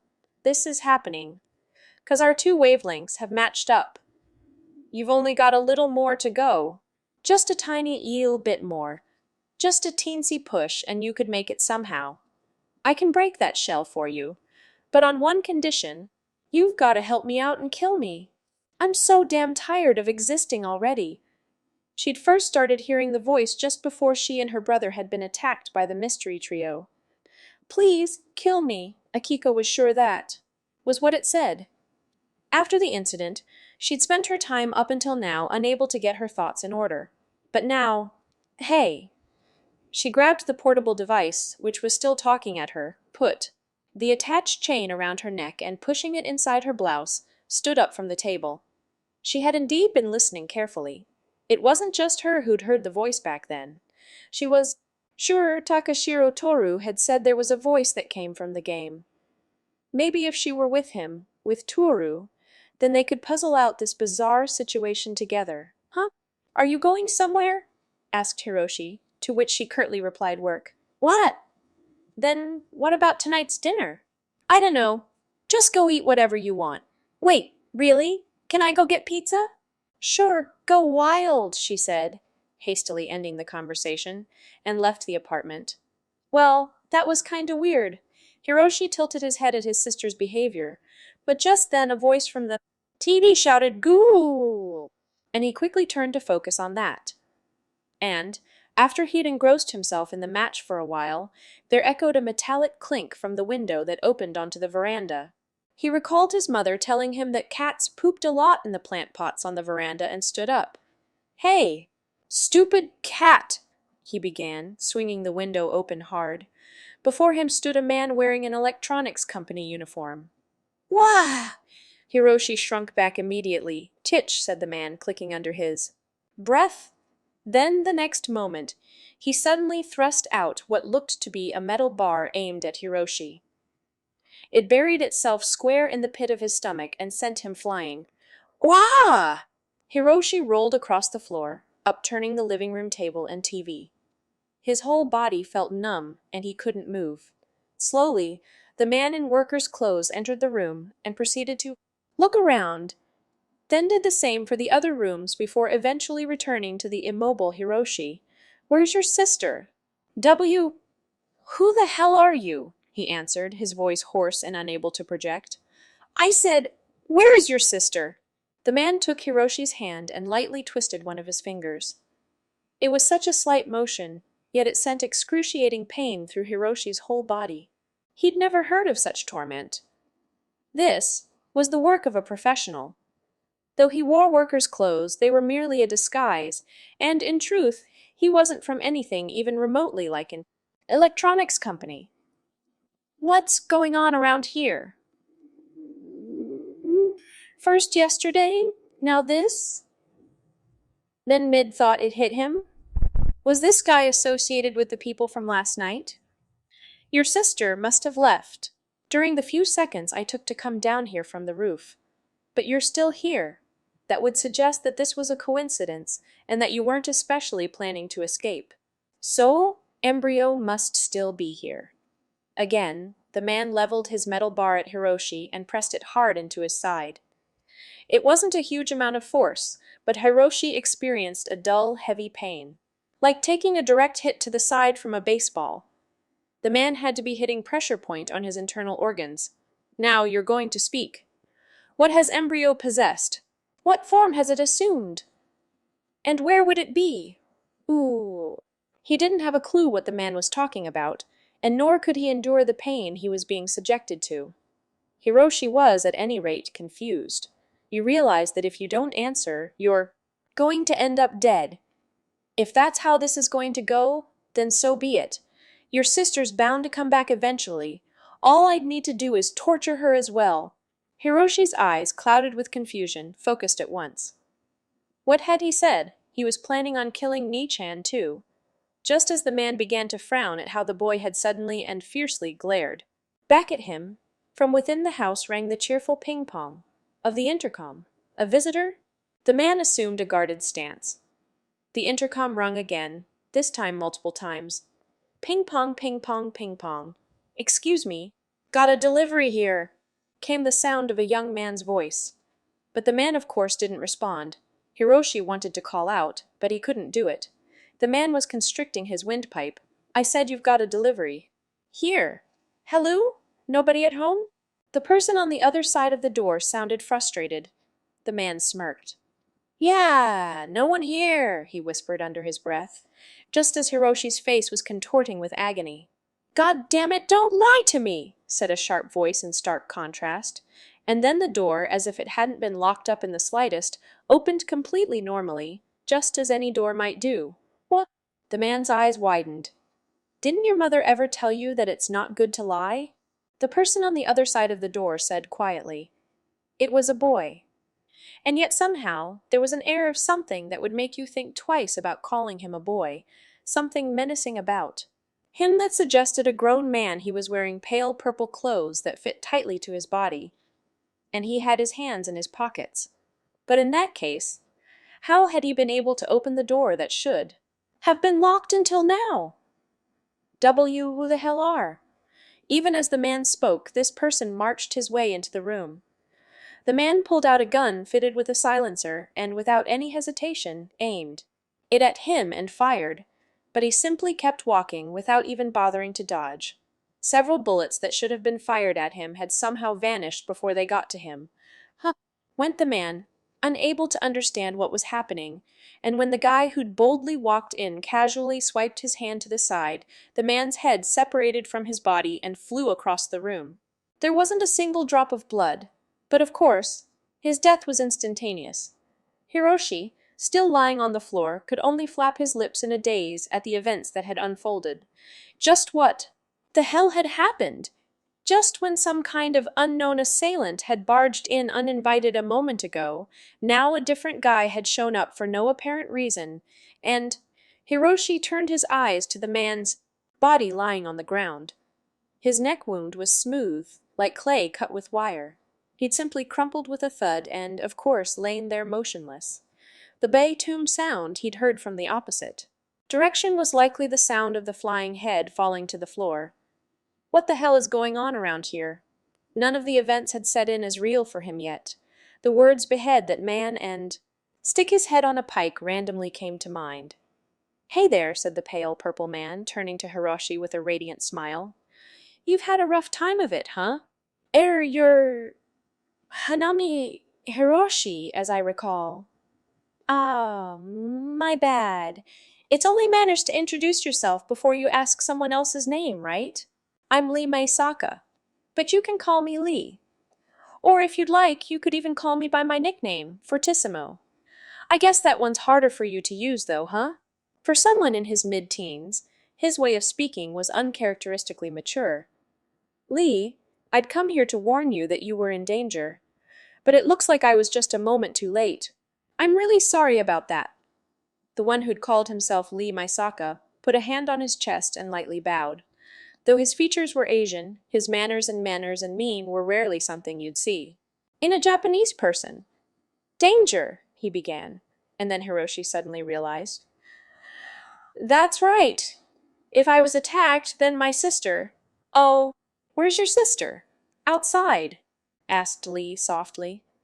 Behind those seemingly tranquil eyes, for just a moment, there writhed something dark and chilling, feeling a presentiment of what lies outside its shell, a world it could not possibly imagine. Its form stirs. Suddenly, Toru spun around. He was on the riverside road that led from my house, the Taniguchi residence, to Nagini-san's apartment. It was past time for students to be filtered out from school, and there was no one to be seen in the area. Masaki, did you hear that? What's the matter? I inquired. Toru's eyes darted around him. Ha! Could have sworn someone called out my name, he said. I strained my ears to listen. I don't hear anything. There hadn't been a soul on the road, for as far as the eye could see, and that was still the case. Maybe it wasn't a voice, but there was something. Something directed at me, he muttered, still wary of his surroundings. He wasn't making any sense to me, but the way he was behaving felt like how Nagini-san and Master were when they got serious. It put me on edge as well. And then it happened. In the direction we were headed, rash.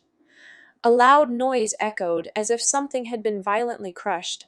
It was distant, but the fact we'd been able to hear it meant it must have been pretty loud. It was highly likely that there had been an accident. We briefly exchanged glances and then hurried in the direction of the noise. Black smoke was rising. The source, a burning scooter that had been overturned and plowed into the guardrail. Where's the rider? We approached the scooter. There was a woman lying down on the ground next to it. Toru ran up to her. Hey, are you all right? He made to lift her up, but before he could, the woman herself embraced Toru. Takashiro. San, Toru was taken aback. Honami? San? You know her? Hey, lady, you shouldn't be moving right now. After checking that there was no risk of another explosion from the scooter, I approached them as well. Takashiro-san. It was terrible. The woman's name was Honami-san, it seemed. In fact, now that I'd gotten a proper look at her, our ages didn't seem to be that far apart. Rather than a woman, she was a girl, and that girl now spoke with urgency in her voice. She didn't seem to have any noticeable injuries, and it didn't look like she'd hit her head. Her gaze was steady, her upper body wasn't shaking. Perhaps she'd been lucky. But the girl herself seemed to be in no mood to praise her good fortune. I was looking for you, Takashiro-san, she said, clinging to him tightly, as if wringing out her words. Hold on a second, Hanami-san. You're not injured or anything. Toru's face was bright red. It seemed he wasn't used to women. That's not important right now. Our house got attacked by some strange people. What? Those guys from yesterday didn't come for payback, did they? I don't know. I don't know anything anymore. I even got split from my brother. Oh, all right, could you just let go of me for now? It's hard to talk like this. Please, Toru-san, you have to help me. I'll help you, okay, so just. While they were busy with each other, I took in our surroundings. This happening in a relatively affluent residential district was pretty unfortunate. It was early. Afternoon, the time of day when most people are out somewhere, plus the houses were spaced far apart. No one had shown up despite the noise having been so loud. It seemed that either no one noticed, or there was nobody around. In short, the area was like a ghost town, despite being smack dab in the middle of the city. That was bad. What is it? Asked Toru. In turn, I asked a question to the girl. Oh, Hanami-san, right? Say, how did you end up crashing? Huh. You weren't just in a hurry, were you? The real reason was that you were actually being chased, wasn't it? Because if that's so, then we've already been caught. My eyes snapped sharply to the intersection beyond. One after another, a convoy of motorbikes were cutting a sharp turn, hurtling toward us. What? Toru had been caught off guard by the sudden development, but immediately returned to his senses and became aware of Akiko, who was still clinging tightly to him. He couldn't move while she was hanging on to him. Toru, get back! Masaki swiftly stepped forward. Brandishing steel pipes, the group of bikers rushed down the trio's position. Masaki stood to take the brunt of the attack. Of course he couldn't afford to take a hit. He would simply dodge whatever was swung his way. But Toru used that time to do as he'd been told and made his retreat, finally succeeding in tearing Akiko off of him. Find somewhere to hide. Toru indicated for Akiko to get to the deathly silent houses, while he returned frenziedly to Masaki's side. Masaki seemed to be standing his ground. One of the steel pipes had been smacked out of the group's hands and was now lying on the floor. Toru picked it up. Masaki! Waving the pipe around, he rushed to the aid of Masaki, who'd been chased into a vacant lot and was now surrounded, bikes circling him. Two of these bikes split off from the ring and headed for Toru. Just try it. Toru gripped the steel pipe in both hands, assuming a rigid stance. Just then, ba-dum. It wasn't his heart, but a sensation. The very flow throughout his body had seemed to pulsate all at once. It was as if switches all through his body had all been flipped on simultaneously. And, Toru was puzzled by the sudden feeling that had welled up within him, though the bikes that rushed toward him possessed a potentially lethal force that could very well rupture his insides and smash his bones on impact. All Toru could do was wonder about the thing he was seeing that moment. What are these lines? The enemy bearing down on Toru had somehow become the lesser priority, because such a thing was already trivial in his eyes. He knew what he was able to do. Ki-yawawa! With a guttural cry, one of the biker guys flailed his pipe about as he launched himself at Toru. The next instant, he was blown clean off his bike and slammed down into the ground. The other biker with him could not be surprised by this turn of events. Why? Because he himself had been flung off with a swing from Toru's pipe and had met the same fate as his friend. I couldn't believe what I was seeing. What did Toru just do? He'd swung the pipe. That much was obvious. But to knock both attackers off their bikes with a single swing, and in the same breath. What the... It appeared that the bikers who'd been going at it with me had also been shaken by this anomaly. They gave up on me and rushed in Toru's direction. Toru, seeming perfectly composed, adopted a focused stance with the steel pipe in hand and awaited the approaching storm. Oh! A chill ran through me, because I realized from the way he was moving what would happen next. But that couldn't be. I was sure that when he'd faced me earlier, he was... A tremendous sound rung out. But it had come from the bikes that had spun out of control, been overturned, scraped the road, and crashed straight into the guardrail and wall. What had actually happened at the center of it all was a quiet action. A single swing of the pipe. That was all it had taken. Its path seemed to have been sucked in towards the opponent's weak points, as if the whole thing were a staged fight scene, and they were blown away instantly. One after another, it took them down. His opponents couldn't have avoided it. Even if they'd fled, they couldn't have done so until after the exchange of offense and defense had played out. Since they were the ones attacking, they would have had to change direction themselves. There was no chance of that. In contrast to the whirring bikes and their riders atop them, Toru's movement seemed almost sluggish. There was no excess motion, which made him look slow despite it all. But that couldn't be. When he'd been fighting me, Taniguchi Masaki, I was convinced that he was an amateur in the way of the sword. It wasn't an act or anything of the sort. He really should have been clueless about any kind of fighting style to do with swinging a weapon around. But then how did that explain the things he was doing? Things like a master who'd spent decades in the depths of the mountains. As I stood there agape, he finally finished off the last of them before my eyes. Hi-ee!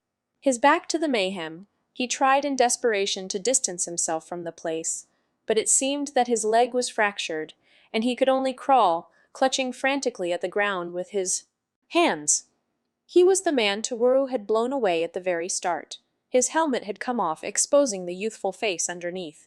It had the distinct features of a child still in his teens. No goddamn way. He's a monster. He huffed as he crawled away to safety, but before he could get any further, a shadow loomed before him. He looked up to see a girl. The girl, who gazed down at him callously, was none other than the one who had been rescued by Takashiro Toru, Honami Akiko. This wasn't part of the deal, he lashed out. Even as he looked her in the eye, he refused to be intimidated. You never said anything about a crazy guy like that. The plan was just to freak him out a little. But the girl seemed virtually unfazed by his desperation. The moment you took the cash, you became their opponents. Even if the circumstances are different, the fact remains. Are you just going to run away while you have the enemy in your sights? She said coolly. Her voice was no different than when she was clinging on to Toru earlier, which made it all the more disconcerting. Are you serious? Desertion in the face of the enemy is one of the most unforgivable acts imaginable. Punishment for such a misdeed will be handed down immediately, and swiftly, sensing something was very wrong, he tried to shuffle back. But it was too late. She who had taken the form of a girl thrust out her hand, and from the tips of her fingers, with a frightening speed, her nails extended as though they had sprung out, and with great precision pierced his face, destroyed his brain, and came out through the back of his head. By the next second, her nails had retracted to normal length. It had happened so quickly, there was barely any blood on them. Still, as I suspected, the samurai broke out of his shell. and his battle capabilities far exceeded even my expectations. We'll have to move to the next stage of the plan, she murmured. Then she turned on her heel and walked in the direction of Takashiro Toru and Taniguchi Masaki. Takashiro-san. The girl Toru had called Honami. San came back to us. It seemed she'd been hiding. Was everything all right? Toru asked in a gentle tone. He sounded like his usual self, but... Hold on a sec, Toru. Mind telling me just what the hell's going on here? I demanded, marching up to him. Were you actually strong?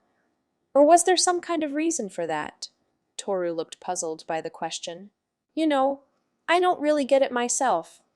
I'm not sure how I'm supposed to explain, but come on. As we argued, a face peered out furtively from an entrance, evidently having noticed the commotion. I glanced their way, and, startled, they closed the door. At this rate, the police would surely be on their way. Oh boy, looks like things are gonna get hairy.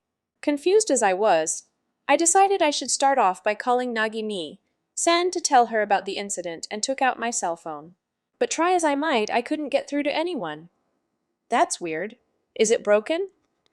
Maybe it had gotten damaged in the scuffle earlier. But I didn't recall something like that happening. It looked fine from the outside, and the power light was still on. Mine's not getting through either, said Honami-san earnestly. Phone to one ear. There shouldn't have been any problem with the reception given the location and time of day. What was going on? Was something somewhere jamming the signal? We exchanged glances, feeling a vague sense of unease. Let's borrow someone's phone. Just as I said this, sirens wailed and 2 cop cars drove up to us.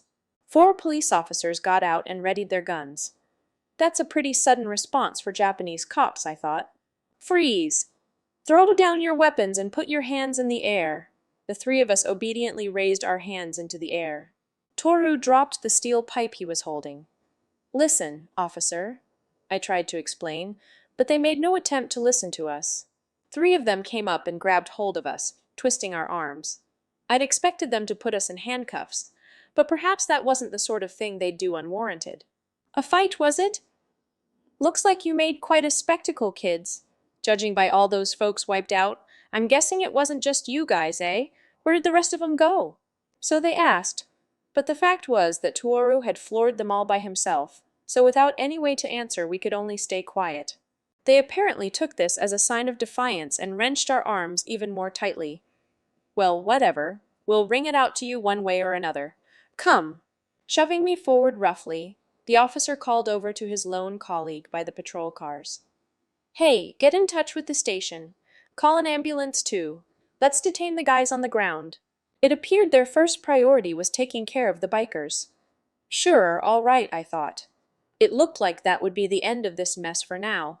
The police would probably give us a pretty stern talking, too, but at least there was no danger to our lives.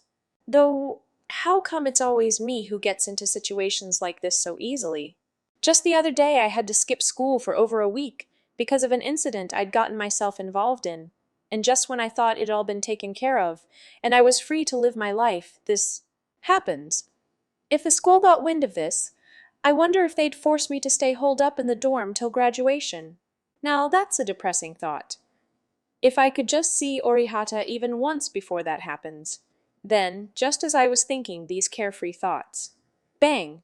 To the unsuspecting person, the sound would have felt oddly muffled, but that sound, the sound of gunpowder exploding, was a gunshot. The cop by the patrol cars had fired without warning, and his gun was still drawn, and the grip of the officer who'd been pinning my arms suddenly slackened. Wah! The officer, face painted with blank surprise and unaware of the red stain spreading from his chest, slumped down onto my body and lay there still.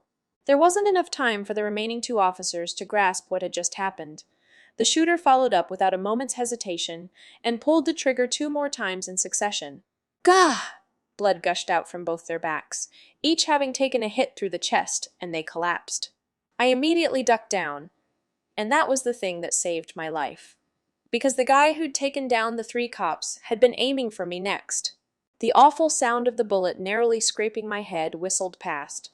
Dea, with a battle cry, Toru seized a moment to hurl his steel pipe at the guy who'd suddenly opened fire. It was a direct hit, and he fell to the ground. I picked myself up and then ran, but not towards him. In terms of distance, I knew that I wouldn't have been able to make it. He would already have readied his gun before I could reach him. So instead, I ran for the patrol cars that the cops who'd just been killed had driven here in. The doors were still open. Because they'd leveled their guns at us and started their proceedings as soon as they'd arrived, the engines were still running.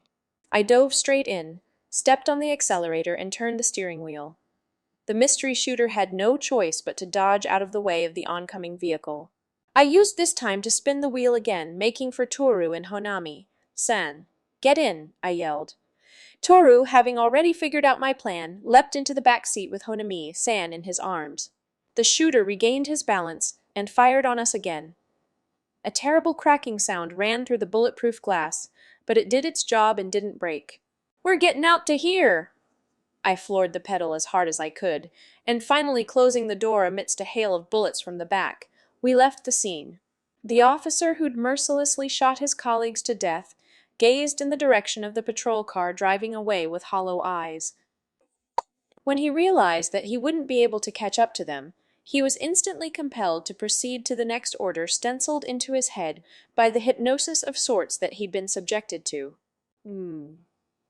He lowered his gaze to the bikers lying on the ground, pointed his gun at their unconscious bodies, and again calmly pulled the trigger. When he'd run out of bullets, he took out some reserve ammo that he shouldn't originally have been supplied with, swiftly reloaded, and resumed his work. 20 seconds later, the only one alive on that scene was him. Then he went straight up to the remaining patrol car and took hold of the intercom. He stated the vehicle number, informed them that this was an emergency, and then initiated his broadcast. "We have a homicide case. The perps have killed 3 officers, hijacked a patrol car, and are currently in flight within the city. The felons are extremely ruthless and possess handguns. One has been identified as Takashiro Toru, a large man averaging 190 kg, wearing a strange samurai outfit." And once the broadcast had ended, he pointed the handgun to his own chest. He slumped backward, fell, and ceased moving. A detailed forensic examination would immediately have been able to tell that it was suicide, but right now, while the case was developing, even if they'd performed a concurrent analysis, it wouldn't have been quick enough. The report must have given them cause to rush, as the sound of police sirens steadily began to approach that corpse-strewn site. "Sew! Yoo!" Seeing the waves of patrol cars racing throughout the city one after another, sirens wailing, Hanami Akiko had a sense of foreboding. She was on the road, making her way to the apartment where Takashiro Toru lived. She'd once taken a sneak peek at Toru's resume at work, so she was relying on her memory of that to try and find the address. You could get there with one train and then switch to bus, so it wasn't especially far away. Could something have happened? Surely it's nothing to do with Takashiro-san. "You kiddin'? Something's gotta be up," as she speculated. The portable device around her neck spoke up. She was wearing it like a pendant, and had tucked the normal-looking device between her breasts. "And I sure as hell bet the big guy's gotten himself wrapped up in this." Akiko twitched at this. "Whoa! What makes you say that?" Her voice was low, but she responded on impulse with a firm tone. "The timing's too good. Yesterday, he'd already half broken out of his shell. If something were to have happened in that state, that guy, being unaware of his own talent, wouldn't have known how to rein himself in and could have done something reckless. Might have even killed a bunch of people by now, I figure. It was a hurtful way of putting it." Akiko's unease grew, as she knew she couldn't completely deny that possibility. Regardless, she decided she had to ask the question nagging on her mind. "What is Takashiro-san's talent?" "Dunno personally. I'm already cut off from the guy. He's probably hearing a voice from within his heart, but it's just a resonance. Got nothing to do with me. But Miss Honami Akiko, if it's your half-awakened talent we're talking about, I'll tell you what that's all about once it starts to show. On one condition, that is. You gotta kill me. Akiko remained silent. It's easy. You've just got to take that vessel I'm in right now and smash it to pieces. I'm nothing but a wave of energy when it comes down to it, after all. Once this reflecting shell that surrounds me is gone, I'll disperse and vanish. Yeah, I'm like a ghost. No point in me even existing in this world. Of course, nothing he was saying made even a lick of sense to Akiko. But this also told her that this couldn't have been her delusion. And he was saying that she had a special something. I don't have anything like that. She was a totally ordinary person. Just an average girl. She didn't do any extraordinary things like that delinquent Kira Minagi. That's right. I've got nothing like that. Just as she thought this, something a certain person once said to her surfaced in her mind. It means Akiko-chan, that the act of living, that the existence of life in this world, is in itself a kind of miracle. It was about 10 years ago. The words had come from a slightly eccentric high schooler who lived in her neighborhood. She called him Kyu-ni-chan and thought dearly of him. One day he'd suddenly disappeared and then his body was discovered. They said he'd slipped and bashed his head as he fell, and that was what killed him. She was deeply upset. He'd died at right around the age she was now. As for his actual name, sadly, she couldn't remember. His family had moved house after that and vanished without a trace, and besides, she was still just a little kid. She'd barely even known any kanji back then. But why had she suddenly remembered him now? Why? She realized that just thinking about him still made her heart ache. No, wait, that's right. There was a rumor that Kyu-ni-chan was doing some strange business.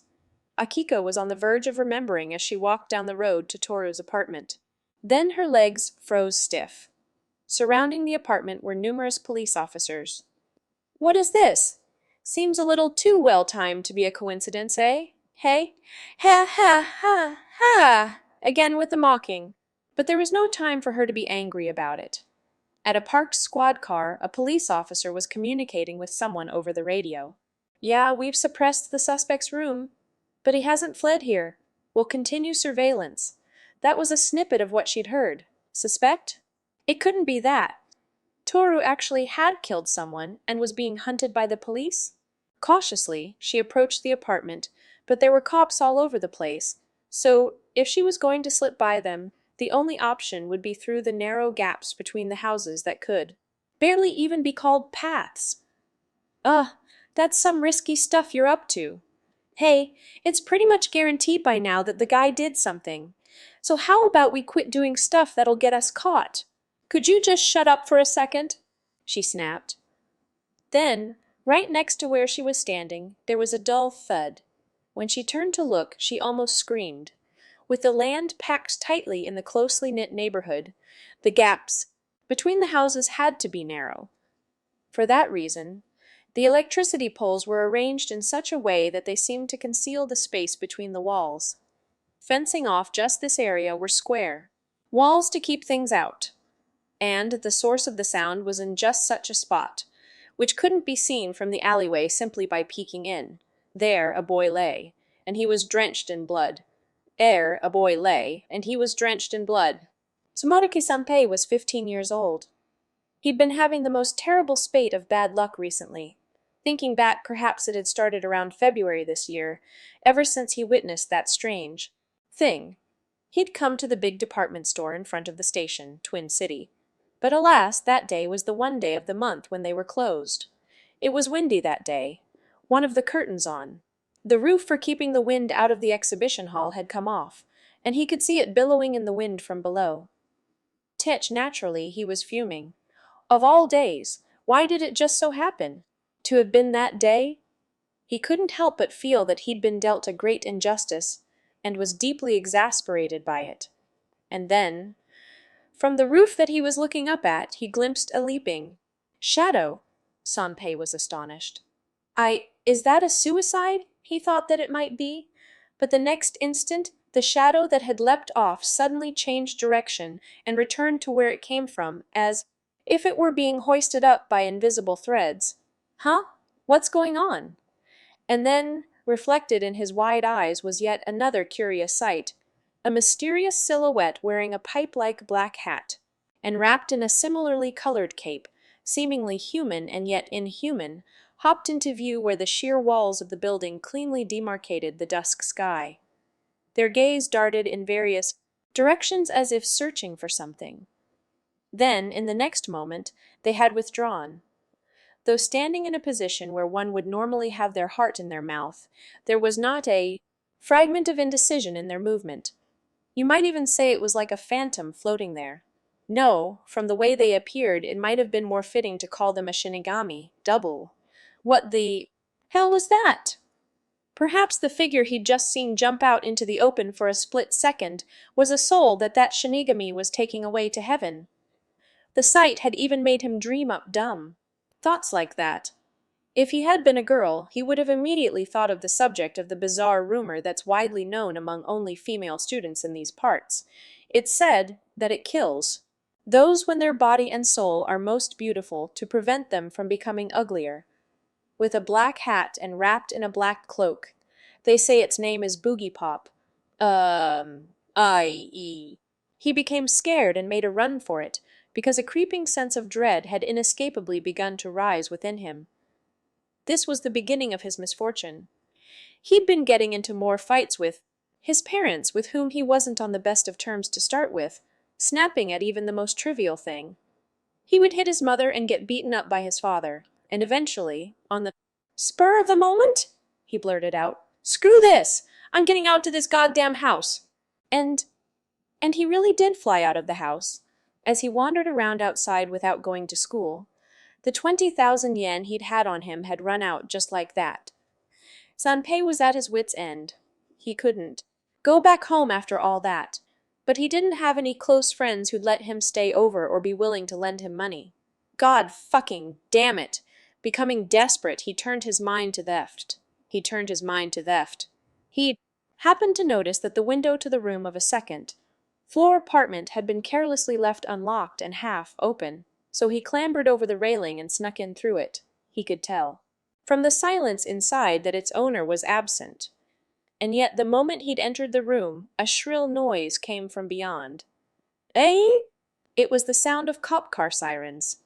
That's ridiculous, he thought. How could the police have shown up with such perfect timing? It was at that instant that he became convinced of his horrifically bad luck, and he was spot on.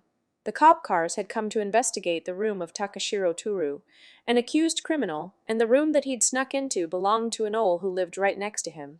What was it, if not a coincidence? There wasn't a single reason that he should be the one to encounter these quirks of fate, no rational cause other than bad luck. If he had stayed put, the police wouldn't have had come to where he was just to check the room adjacent. But Sanpei, who could never have dreamed that that was the case, panicked and leapt out the window, and as he stepped on the railing his foot slipped. He fell 2 floors and hit his head and back hard. His consciousness was hazy, but hearing the sound of the cop cars mercilessly approaching, he crawled desperately, escaping into the narrow gap-like alleyway between the houses.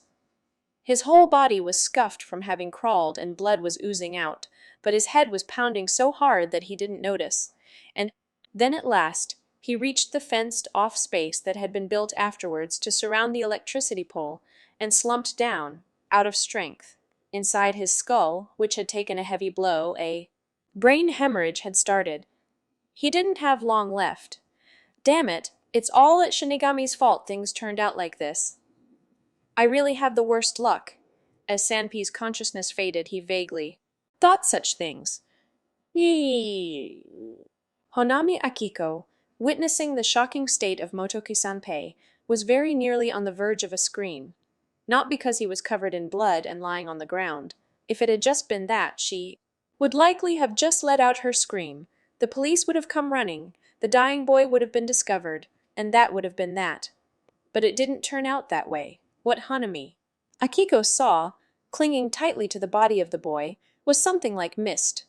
She immediately understood the nature of it. She already knew what it was even though she'd just seen it for the first time. It was the boy's life leaving his body. And once it had finished seeping, spilling, flowing out of him, that would be the moment he died. She knew that. But why was it that she could see such a thing? She didn't know, and that was the reason that she couldn't scream. What is this? For the first time, she personally asked a question to the egg on her chest. However, its answer contained none of its usual frivolity. Jesus H. You just hit the jackpot, Honemi Akiko. So you just hit the jackpot, Honemi Akiko. Have the power to see life and do something about it? To think that an impulse like this really exists? It simply said, its voice hoarse. Ugh! She didn't know what to think, but she decided first of all to kneel down by the boy's side, and she reached out to the mist, like substance. When she touched it, it was less like a gas and more like jello.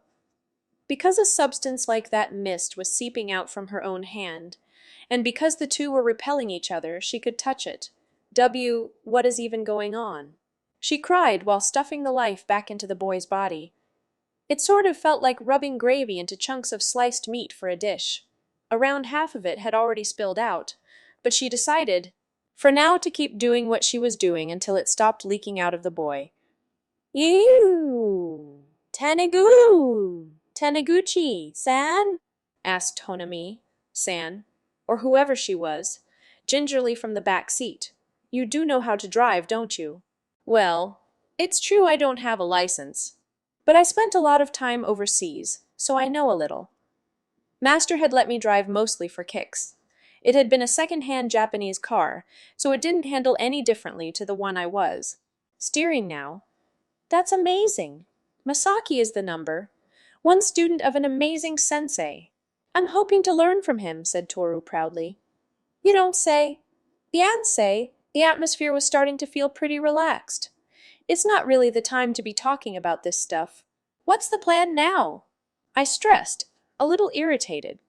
It was all well and good that we'd escaped in a squad car from the policeman who'd seemingly become confused and fired at his colleagues, but now the three of us, Toru, Honami, San, and I, hemmed and hawed about what to do. What should we do? Seeking protection from the police. I mean, police who aren't insane, would probably be the quickest solution. As I drove, I reached a hand out to the built-in transceiver, thinking that we might be able to get in touch with someone. It would save us a lot of time if that were the case, and if we told them we were using the car without permission, they would come flying to meet us whether they believed us or not. However, all that could be heard from the transceiver was a whole load of static. What is this? Is it broken? Our mobile phones hadn't been able to connect at all earlier either. Hard to believe this was just a coincidence. Could someone really have been jamming our reception? But from where? We were already getting further from our last location. If someone was using special radio waves to cover such a wide area, it was hard to imagine they were using anything other than military-grade equipment. But then, that means all this won't end with just a bit of trouble. I felt as if the machinations of something big were at play behind the scenes. As I remained silent, I could see Hanami in the rear view mirror staring at me from the back seat. It gave me a slight shock because the look she'd given me was so sharp and piercing. What is it? She quickly lowered her head. It's just, I was thinking about what might have happened to my brother, she said dejectedly. That's right, she said that she'd got separated from her brother. Anyone would be worried. It was no surprise that she'd be glaring. Here, Toru interrupted. Let's just try and find a police box and tell them what happened. That would be the quickest way. They might end up apprehending us, sure, but at least they should be able to send out a search party for Hiroshi, he said, stating his thoughts. He was on the mark. Yeah, you're right. Let's do that. I turned the steering wheel, and then, all of a sudden, a voice could be heard coming from the transceiver's speaker. Whoever is driving car no. 12, if you can hear this, please answer immediately. Hurriedly, I grabbed the microphone. We hear you, loud and clear. We got through. At the police special measures, Q successfully getting through to the unidentified mass murderers roused everyone's excitement. It was time to start negotiations. But as the conversation progressed, they were unable to hide their confusion.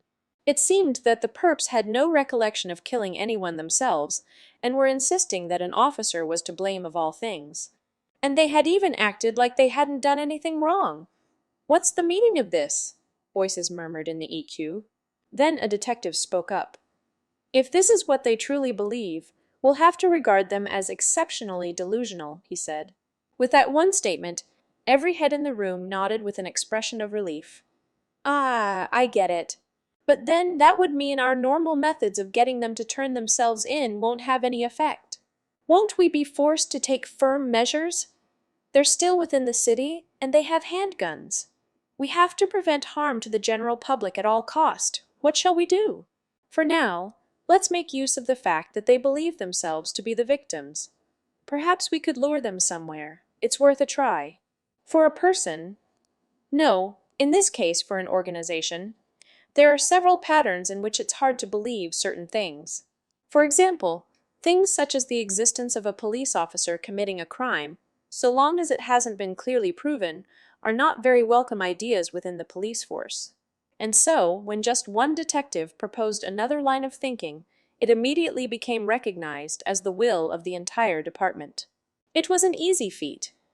They'd been made to rule out the police as possible suspects, ironically leading themselves astray, much like they do upon others with their oft-performed leading questions. And sting operations.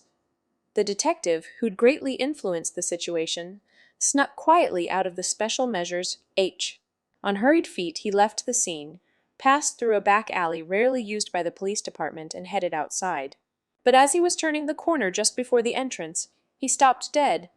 There stood a figure. It wasn't especially tall, yet it was slender, and from the facial features it looked to be a boy. But there was something of a sharpness to him, an air that was anything but childlike. Wearing clothes of pale purple, he quietly turned to face the detective and spoke. That face! Did that traitor Pearl tinker with your skin to make that disguise for you? So you killed the original and took his face and identity? Eh? The detective took a step back. Who the hell are you? One of your friends already told me everything last night, of their own free will. It was the diamonds, wasn't it? They were the ones the deserter Sidewinder tried to sell the embryo off to. He wanted to gain some short-term getaway money, but then the other party changed their mind at the last moment. The diamonds are highly capable because they have Pearl, but your numbers are regrettably small, and since you lack the manpower on your own, it's easy to predict that you'd use the police force. As he spoke indifferently, the man known both as Lee Misaka and Fortissimo advanced, matching the pace of others' slow retreat. Ooh, Urgh! You're with Toa, the detective. No, the one who'd been outed as a fake in the guise of a detective was now covered in a greasy sweat. Fortissimo took another step forward, wearing a soft, gentle smile. Ah, are you an assassin? You came to kill us? Tinged by the man's fear, Fortissimo's smile grew deeper into a smirk. You know, that's a very good question. Then Fortissimo stopped moving. In that instant, the man responded. He pulled out a handgun and tried aiming it at Fortissimo. But the gun in his hands, which he was sure he'd drawn, was not there. When he heard a clank, he snapped to his senses and looked toward the sound. It came from Fortissimo's feet, and his foot was stepping on the handgun that he had surely just drawn. When had he taken it? No. That level of thinking could no longer be used to explain what had happened. If he'd taken it, it should have been in his hands. But then why was it at his feet, and under his foot at that? He shouldn't have been able to do such a thing in the fraction of a second. Double what? Kind of. The man realized that he'd encountered a being that surpassed all common sense of the world he'd come to understand. Oh, oh, as he moaned. Fortissimo's eye widened and he snorted. Come now, that just now wasn't even anything special, huh? You know reflex actions, right? Let's say you're riding a bike. Once you've learned to ride, then whatever situation you might end up in, your body automatically keeps its balance. That's the same as the trick just now. You must have seen your fair share of battle. And your battle training's been drilled into your body too. When you take out your gun, you do it subconsciously, which is why, now you'd intended to, draw your gun. You're not reaching into your breast pocket, taking hold of the grip and taking aim consciously. It's happening instinctively, and that's exactly why you didn't notice that instant. You didn't notice that your gun was already missing from your breast pocket. And in your brief moment of confusion, I dropped the gun I'd taken and secretly dropped it behind me at an angle you couldn't see, stepping on it at the same time. Ha ha! See? Simple, right? Your gun didn't just instantaneously teleport from your hands to my feet. It was already missing before that. Fortissimo, who seemed to be enjoying the exposition, the man turned pale and was shaking uncontrollably. Simple? A trick. Like hell, that was the explanation. If that were the case, when and how? Exactly did he steal his gun? Here Fortissimo changed his tone. By the way, where are you going? He asked coldly. What? I'm off to exterminate the traitor Pearl and retrieve the embryo. But where are you headed? What I'm basically trying to say here is, are you man enough to stand up to me? He asked with an icy laugh. The man came sharply to his senses. The guy was already a step ahead of them. He'd presumably even identified the current form of the embryo, which even they hadn't figured out yet. That was why he was so sure of himself. It's over. Even if Pearl is on equal footing with the Toa organization, we don't stand a chance against this guy. It's all over for us. Having come to this conclusion, the man whipped himself around and fled not for the exit in front of him, but into the police station. Without a moment's delay, Fortissimo kicked up the handgun and pointed it perfectly at the fleeing man's back. However, he only raised the corners of his mouth into a smirk and did not pull the trigger. His eyes simply followed the figure until he disappeared behind the turn of the corridor. Now, the organization will disband. You're on your own now, Pearl, he whispered, and then crushed the handgun in his hands like a scrap of paper. When he opened his hands, there was nothing left. Then he too turned on his heels and left the police station. Come on, what's he doing? Inside a car parked in front of the police station, Honami Hiroshi was fidgeting. Upon hearing that Akiko had gone missing, the man called Lee Maisaka, who had rescued Hiroshi, made a proposal. Then, how about we go to the police? He asked and dragged Hiroshi along with him. Hiroshi had been in shock. He'd just seen Lee kill someone right before his eyes. But Lee had spoken calmly. Nah, that wasn't a person. It was a type of robot. Look, you can tell from where its head was severed. No blood, see? And on top of that, watch this. As Lee pointed, the corpse, or whatever it was, began to crumble away like sand. When Lee opened the window, the fine powder was swept up by the wind and blew outside. Of course, Hiroshi had never heard of anything as fantastical as a mystery robot. But seeing it before his very eyes, he was forced to believe it. There was that. And also because Lee had said he wanted to go to the police himself. At least he didn't seem to belong to some sort of dodgy gang or something. But now that they'd arrived in the front of police station, it seemed like squad cars were heading out incessantly, and it was noisy. They were out for blood. Seeing this, Lee left Hiroshi behind and went into the station alone.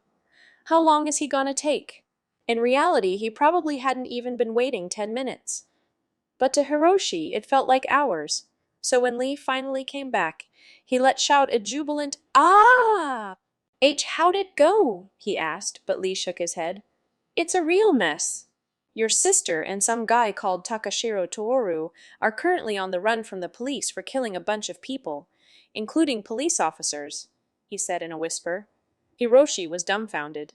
What did you say? Now calm down. As to whether they really killed them, I have my doubts. Your sister and her friend have been framed? But now we know that we can't expect the police to work with us. We'll have to do something about this ourselves. That is, if you want to join me? Ah, yeah! Hiroshi nodded repeatedly. Good! Then let's hurry! We can guess their general location based on the info the police have obtained. Lee started the car. Hiroshi opened his eyes wide, biting angrily on his right thumb. Here, Lee asked a question, by the way. You're sure it was a portable gaming device your sister took out of the house? Yeah, but I still can't believe what that was. That it had such a great secret or whatever to it. And I'd been carrying it around. Don't worry about it. It wasn't your fault. That's right. Sidewinder takes the credit for that, whispered Lee out of Hiroshi's earshot. The car raced steadily down the road toward the source of the problem. In the end, while we made our escape in the patrol car, we were only able to contact the police for just a short time. We couldn't get through to them again after that. But in that space of time, the police had managed to give us a location where they could take us into custody immediately, so that became our immediate goal. Phew. Well, that sure is a load off, said Toru with a sigh of relief. I guess, yeah, we've earned ourselves some breathing room. Now, if I can just find some way of contacting Nissan, it was clear by now that the situation was abnormal. I stopped the car once and, prepared for danger, tried to get in touch with her from a public phone, but by some freak coincidence, they were all broken. They seemed fine from the outside, but I just couldn't get them to work, so I was left exchanging glances with Honami-san, who'd come along with me. Once we'd given up on that approach, we decided we'd just follow the police's directions. Still, gotta wonder how Hiroshi's doing, Toru said quietly, staring at Hanami. Yeah, she nodded. I wonder indeed. Even Pearl, who had borrowed the appearance of Honami Akiko, was nodding inside. Her compatriots should already have suppressed that brat. But nobody had contacted her about it. The jamming device that she was carrying, disguised to look like a cell phone, allowed them to act independently. It was a powerful thing, capable of scrambling the internal circuitry of public phones, but it was also a double-edged sword, as it had in fact prevented her from communicating with her allies. Wouldn't be surprising if the Tawa organization had started to catch wind by now. We'll have to exercise the utmost vigilance. For the present, everything was going well. Even using the police was going as planned. But she felt that she was missing something. Of course, the uncertain element in all this is that we don't know a thing about that guy's power, Takashiro Toru. In her mind, she nodded, reminding herself that figuring that out was priority one. The engine revved, and the squad car Taniguchi Masaki was driving sped on into the center of the city. And yet, there is still no certainty that it'll ever hatch. Somewhere, voices could be heard. Speaking. What's the point in saving a brat like that anyway? Your power, it's like you're using your own life force to mess with others, ain't it?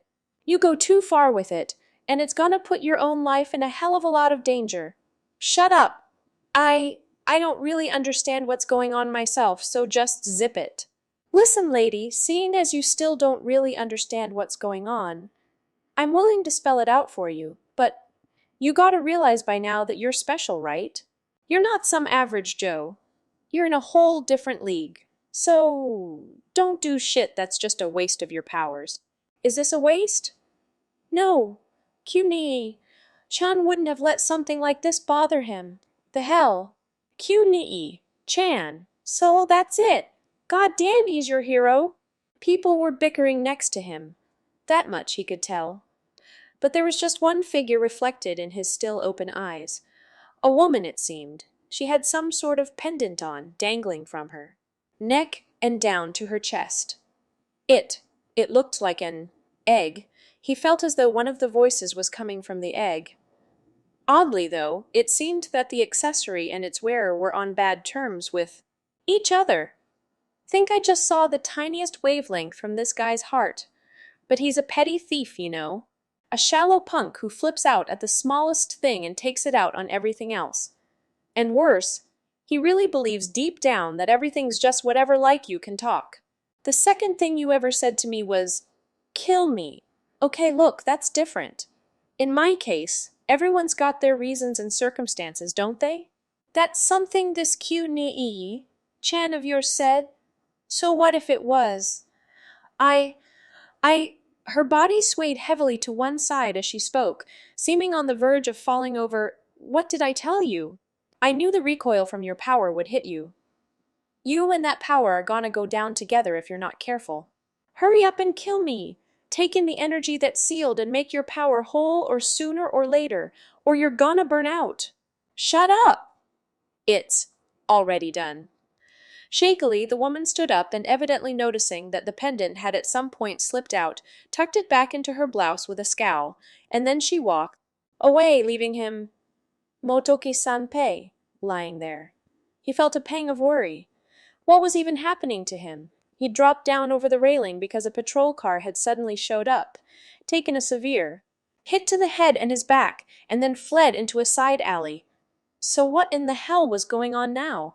What had that egg girl done to me? Why won't my body move at all? I'm not dead, am I? Sanpei came to this conclusion because no matter how hard he tried to thrash around, he would not move, until all of a sudden, in the way a faulty light fixture lights up the moment it's been repaired, his limbs sprang to life.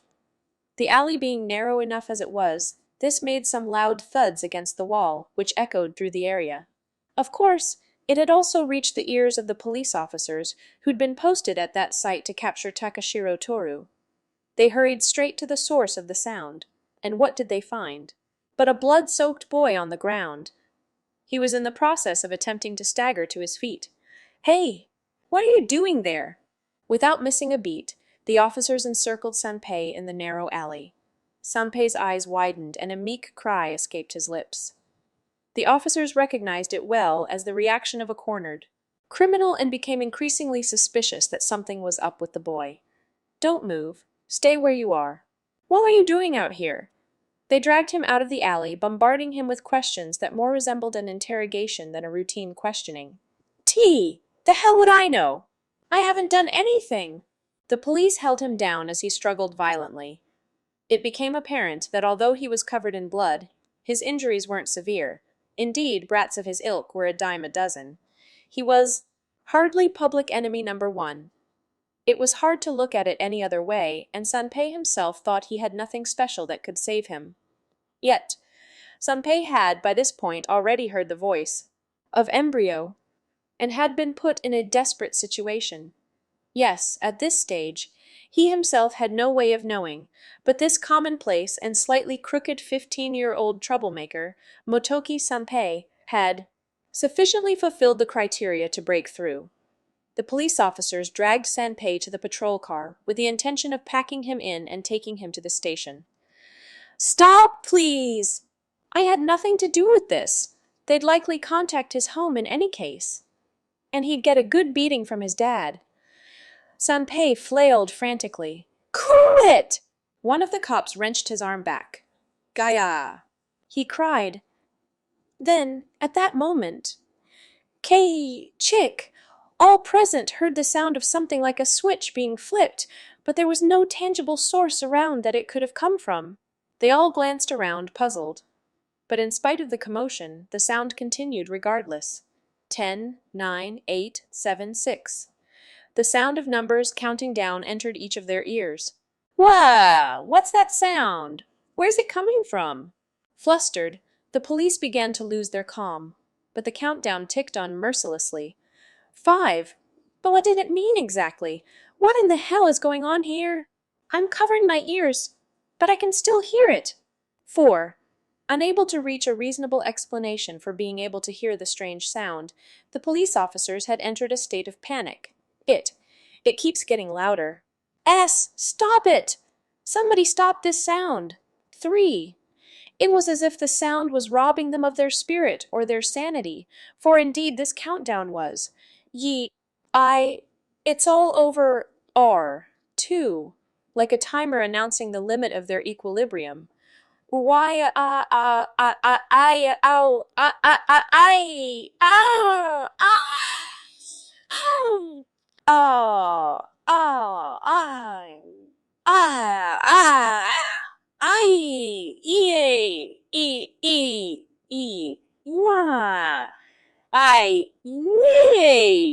What?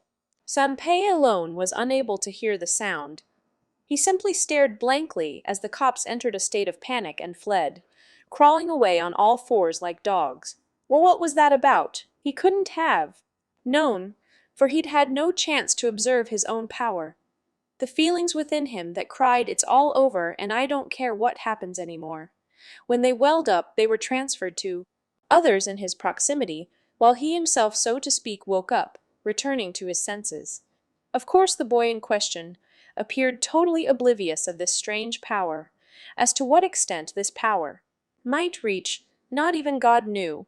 If he were ever to convince himself deep down that now everything really was all over, how great would the panic he transmitted to others, no, to everything around him, be? Perhaps it would be enough to envelop the entire world. What would happen then to all worlds other than his? No one could yet know. Guess I should make tracks, said Sanpei, furtively departing the scene. We was the police officers who'd left their station and lost the ability to speak out of an excess of panic were apprehended a few minutes later by other officers. But just then, a strange sound rang in the ears of the apprehenders. 100. What was that? They wondered in unison. But the countdown was high and the interval, too, was large, so despite the fact they'd been infected, they remained relatively calm. Nor was there any particular communication among them about what they'd each heard. Once they'd taken care of this irregular job, they returned to the mission they were originally ordered to carry out, to head out as backup to the arranged site of arrest that suspected mass murderer Takashiro Toru was being led to. Led to. Hey, Toru, as the police officers were on the way to their designated location, Taniguchi. Masaki, keeping his hands on the steering wheel, inquired about something that was on his mind. How did you suddenly get so strong? Huh? Toru raised his head. Sword staff. Whatever you use, you seem to have become a master of it in just a short time. How come? Toru folded his arms and considered this. I'm not sure, but I think it was a good thing that you decked me, Masaki. I think something just sort of gave way after that. That's how it felt. Gave way? On such a scale? Masaki sighed with incredulity. Then how do you explain all those stiff moves you were making today? It doesn't add up. You weren't the same back then. It was really, seriously, like you were a total amateur. Was that all an act? No, I'm not capable of pulling off a stunt like that, said Toru, and Masaki agreed. I bet. Then why? Just what happened in the space of a few hours. Masaki's doubt was natural, but although they'd escaped from the police firing on them, there was a side to him intrigued about mysteries like these, which he would question with all seriousness. On the surface, his placid and gentle nature was what stood out, but on some fundamental level, there was a part of him that wanted to dive into the thick of mystery and adventure. It wasn't clear whether he got that from his father, Shigeki, who was fond of gallivanting across the world, or from his teachers Sasakibara Gen and sister-in-law, Kiramanagi, or whether it was simply something innate. But one thing was certain. In such situations, he was cool and collected and not in the slightest bit deterred. However, a personality like that is by no means a fortuitous one. It was, in a sense, like standing at the edge of a precipice. Furthermore, he was the type who put the safety of his lover Orihata Aya and his friends and acquaintances before himself. One could say that in terms of his well-being, this was potentially a very dangerous thing. Nothing happened, if that's what you're asking. Toru thought deeply. How'd I put this? I feel like I heard a voice somewhere. And then, for some reason, I started seeing these lines over the person I'm fighting. Lines? What the hell? Chimed in Pearl, who was disguising herself as Honami Akiko, light glimmering in her eyes. Over my opponent's body there are lines, or that's how it feels. And it seems that when I trace my sword over those lines, it just sort of automatically takes them off guard and becomes a course for me to strike at their weak point. It seems. That's a vague way of putting it when you're the one doing it. But that's just the way it feels to me. Though, I just know that that's what it is. Somehow, I'm sure of it. A power that lets you see lines? In the back of her mind, Pearl was struggling sure how to interpret this. In terms of practicality, it honestly didn't have much point. Martial arts like sword fighting and bojutsu were of practically no use in modern warfare when you can get the job done with a gun. Was this guy a bust? She was certainly feeling that way, back in the days of samurai brandishing their swords, maybe, but now it was behind the times. There were battle applications, sure, But that was all, and if this was all it amounted to, there were plenty of substitutes. So can you still see them? Are there lines over us as well? No, I can't tell, not clearly. None of you are especially guarded against me, right? My guess is you're in a state that doesn't have weak points or anything yet. Right. That's funny, considering the person before you could kill you whenever they feel like it, scoffed Pearl. Internally, it didn't seem worth manipulating him just to turn him into an enemy of the Toa organization. They'd likely take him out on the spot, eh? At best, he can be a decoy for us to gather at little info. In which case, it was more important to prioritize retrieving Embryo itself than this guy. It hadn't shown up, had it? She wished she'd headed for the real Honami Akiko and her little brother. But she could never have imagined her own luck, because if she had gone there, she'd have surely encountered and been defeated by the strongest one, Fortissimo. This is all over my head. But, basically, you're happy that you got stronger. Well, I don't know about that. Toru's face seemed to cloud over. Can we really say that I'm stronger? Masaki, what do you think Sakakibara? San would say. But although Masaki was the first to ask, he'd remained silent for some time now, simply listening to the two of them talk. Oh, no, I. He shook his head slightly, clearly shaken. Indeed, I knew. I'd heard about these lines that Toru had just been speaking about before. One day, I happened to ask Master whether he practiced anything like kendo. He responded with a low, pensive grumble. The sword? He gave a sigh. That thing's too much for me to handle, huh? But you must have the reflexes and technique for it easily. And you can more or less use the staff. I bet you could probably put some Dan-level fighters in their place, couldn't you? Ah, well, if that's the kendo you're talking about, then perhaps. But compared to others, such as my forte, karate, I can't claim to have practiced it at all. Why? Is that because you can't get serious if you're using a weapon? No, like I keep telling you, I've never considered bare hands as the coolest, and I don't think using a tool in battle counts as relying on it either. That's not what I mean. The reason I shy away from swords, it's because the heights that they can reach are more or less on a whole different level than martial arts. In the end, no matter the martial art, and especially in the case of things like sumo and boxing, everyone's working toward the same goal. You can even see this in sport too, right? Like in athletics and soccer. But the sword, it's different. Ah, then what is it? Well, keep in mind that I didn't experience this personally, so take it with a grain of salt. But back when I was around your age, that's when I really became an idiot. I started seeking out all sorts of tough guys, and I'd barge in unannounced asking them to teach me, half like I was taking on entire dojos. That's when I met him. The guy was over 70, I seem to recall. And this is the guy who reached the heights of the sword? That's about the size of it. His power was something else. Couldn't lay a finger on him. Thing is, I didn't know he was a swordsman, given that we were fighting bare-handed. Bare-handed. No shinai or bokutu? That's right. And when I was beaten to a pulp and shamefully admitted my defeat, what do you think he said? That you are inexperienced, he said to me. Why do you believe that you have lost? What's what supposed to mean? I didn't understand him either, so I asked. And he said, surely by virtue of your being alive, there is no winning or losing. In other words, that is the sword. It's not about the type of weapon or what fancy techniques you use. It is the ability to fell your opponent, and nothing else. I'm not so sure about that. For example, take the greatest swordsman ever known, Miyamoto Musashi. He was renowned for his Nitoryu-2, sword style, but do you know what he used in his most famous battle on Ganryujima? A long wooden stick, right? So then, if you're anal about the definition of a katana, you wouldn't call it a sword. That's likely what it's about. It's said that the Yagyu Shinkaguryu school of swordplay, that was famous from the end of the Sengoku era to the beginning of the Edo period, ultimately didn't even have established kata or stances. Such things were dependent upon the opponent, it seems. Long story short, they just had to kill them. And that's also why the name Yagyu is known for its expert assassins. That's kind of amazing. It's beyond amazing.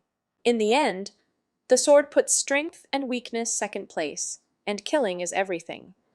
I wasn't willing to go that far with it. Though if we're talking sports like kendo or fencing, I guess I understand. Hum. So this guy who'd wiped the floor with me, he also said this. Wielding the sword is the same as finding the chinks in your opponent's armor. And as you pursue this goal, you'll eventually be able to clearly see those weak points, lines drawn over your opponent. All you have to do then is trace them. So it's not really as if you're fighting against them, but more like you're a machine moving automatically. I take a little too much pleasure in fighting my opponents for me to attain that state.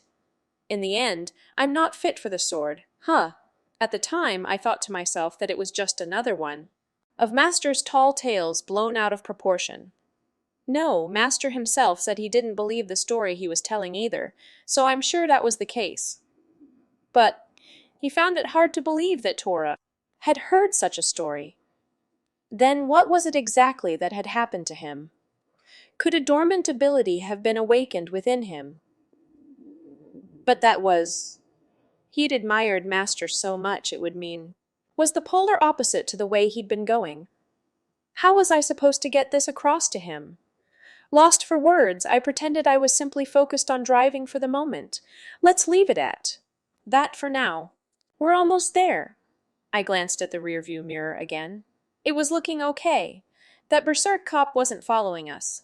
The street itself was silent, devoid of traffic. This was a business district.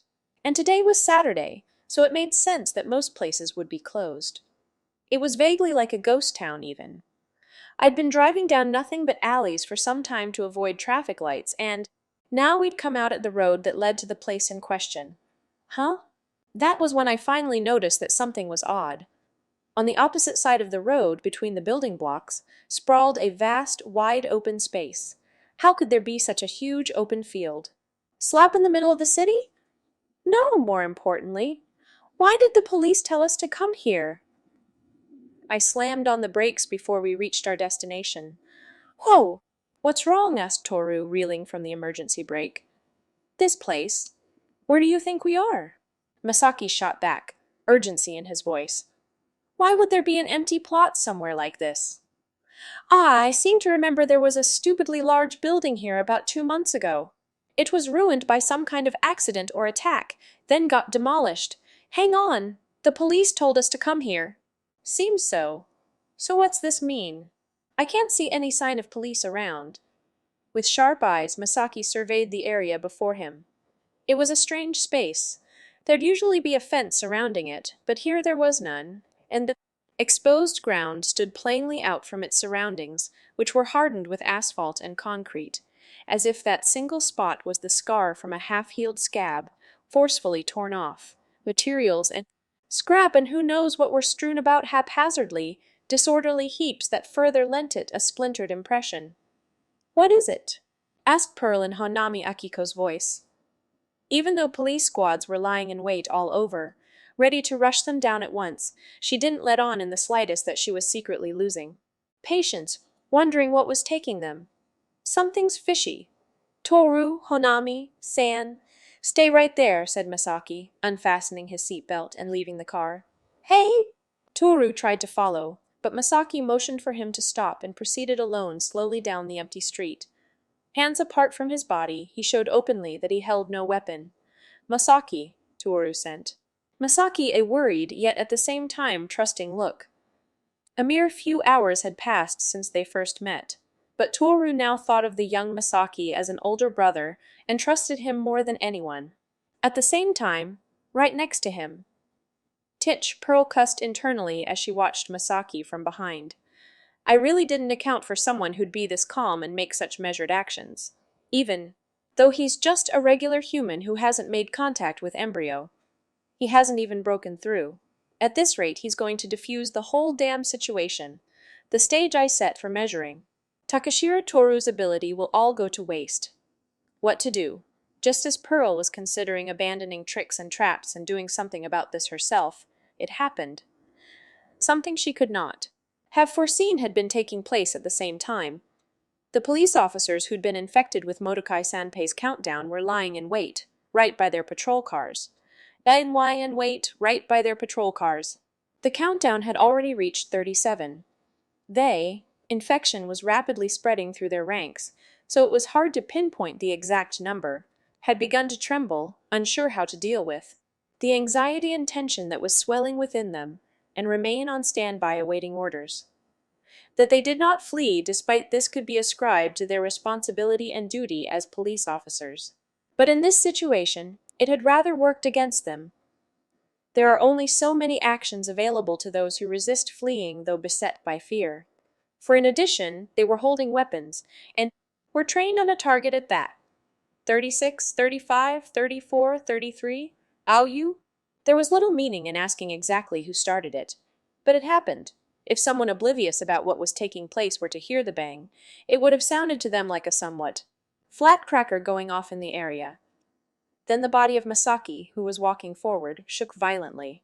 A gunshot, a faint light, and an impact. And then droplets of flying red blood from the person. Shot! It all happened so quickly in the blink of an eye. Who just fired? Now that it had begun, those whose counters had hit 20 could no longer do anything to resist. All at once, they leaned forward. All at once, they opened fire on the parked car on which their guns were trained. They tore through the fuel tank, and the car instantly went up in flames. All it can do is struggle within its shell, now the only evidence of the life granted to it. So I gave it to her straight, told her it didn't add up 'cause she was the one who hung up first. I mean, she did, right? Hey, Tuka, are you even listening? Huh? 3 high school girls in a cafeteria were chatting over tea. One of them was looking away, preoccupied with the street outside. Oops, sorry, said the girl, sticking her tongue out and winking. To her friends. What's up? Anything interesting out there? Another friend who was fed up with the rambling followed Tuka's gaze. Nah, nothing like that. I was just kind of thinking about how there's so many people outside. Right, one friend said sullenly, whose story she felt had been rudely interrupted, but the other chimed in. Yeah, you're right. It's swarming with people. I wonder where they all sprang up from.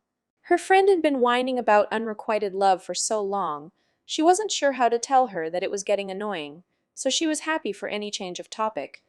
I see all these people, more than you could ever count, and it gets me wondering. About their families, friends, lovers. Kinda dizzying when you think about it, right? Oh, okay. No, I kind of get that. Like, even if I'm really hurting from a broken heart or whatever, everyone's got stuff like that on their plate. In fact, it's not even a big deal or anything to them, right? But then, people like us were just high school girls to them. They think we're these ditzy, brain-dead airheads. I guess they think we just don't have a care in the world, huh? Sometimes I feel like yelling, yeah? You want to change places then? Life's hard enough for us as it is. Maybe there are just too many people, and they don't have time to be dealing with others on a personal level? Yeah. But even when everyone's throwing around this idea of high school girls, you almost never find anyone who fits into that dumb girl stereotype. Even in class, there's what, 2 or 3? Why does it have to be that way? Maybe because people like that are the ones that stand out on TV. What do you think, Tuka? The 2 friends turned to Tuka, and then their faces froze. Tuka Miyashita's expression had transformed. She was staring intently at the street outside with eyes as cold as ice. That's... A faint voice slipped from her lips.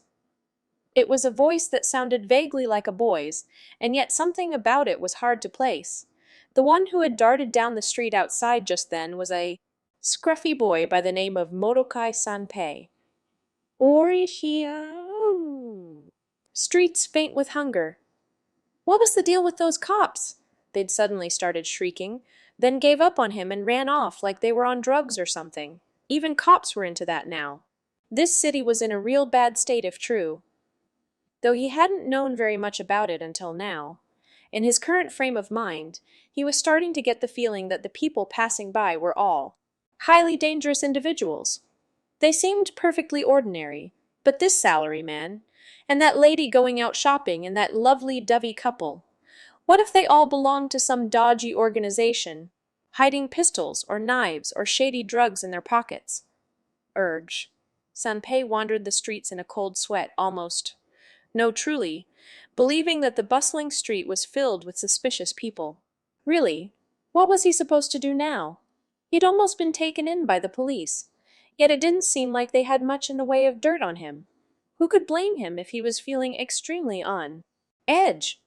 Besides, I didn't even steal anything, and as a result, he wasn't any closer to remedying his financial situation. Shit! What do I do now? There wasn't much he could do. He'd lost all confidence in his burglary skills. At this rate, he was bound to die in a ditch somewhere nearby. God damn it, he had to go back home, prostrating himself before his father, quick to beat him, and his mother, quick to weep, was the one thing he was sure he couldn't do, but at this point he didn't have much choice. Fuck it all. Fuck my life. He swore, kicking away a can at his feet. But he had forgotten one thing, that luck was not at all on his side, that if the dice of fate called chance were to exist, his rolls would always be terrible. So just when the empty can had hit the wall, it bounced off and struck a passing boy. Ow! The hell'd you just do? The boy turned to Sanpei, visibly angry, but Sanpei too was irritated. Shut up! He retorted. The brat looked much smaller and punnier than him. But just after that, even the people walking ahead of the boy all turned at the same time toward Sanpei. What you say? They're a problem? It was clear from their attitude that they were with the brat. Sanpei turned pale. You trying to blame us for something, punk? They started crowding around Sanpei, 8 of them in all. Ah, no, that was… Oh! Sanpei inched backward, then made a break for it, but the alley he dashed into was a dead end, and he was immediately cornered. The gang of 8's eyes were gleaming with malicious intent as they drew closer to Sanpei. The aura of violence they radiated was not the result of a conscious decision to be cruel, but due to being too young to know the meaning of restraint. Sanpei's mind went blank, unable to process what was happening. He'd only just been surrounded by cops, and now it was these guys? Was all this for real? Hey, dipshit! You just told us to shut up back there, didn't you? The brat, the one Sanpei had kicked the can at, lifted him by the collar. Say it again, I dare you. Say it one more time, he said, punching Sanpei in the nose as the words left his lips. And as blood spurted from his nose, Sanpei cried out from within. They're gonna kill me! It's all over! He truly thought it. And in that instant, the switch flipped on. 10, 9, 8, Uoi 8 Yu Honami Akiko, who'd come out as far as the downtown pedestrian precinct looking for Takashiro Toru, could hardly believe her eyes. First, a group of around 8 or so young men had run past her, wailing in fear. Then everyone around her had started staring into space and muttering to themselves. Moments later, they'd suddenly begun screaming their lungs out and started running around.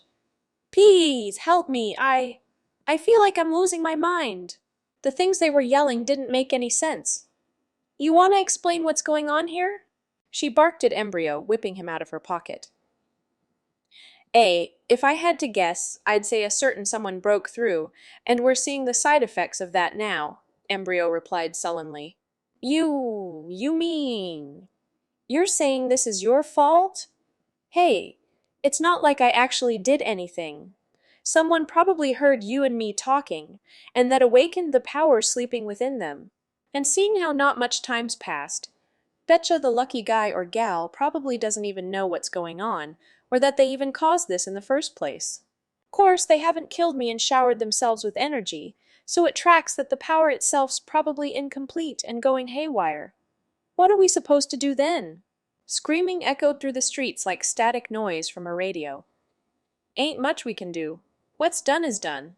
Short of hunting down the culprit and beating 'em to death or something. This ain't stopping.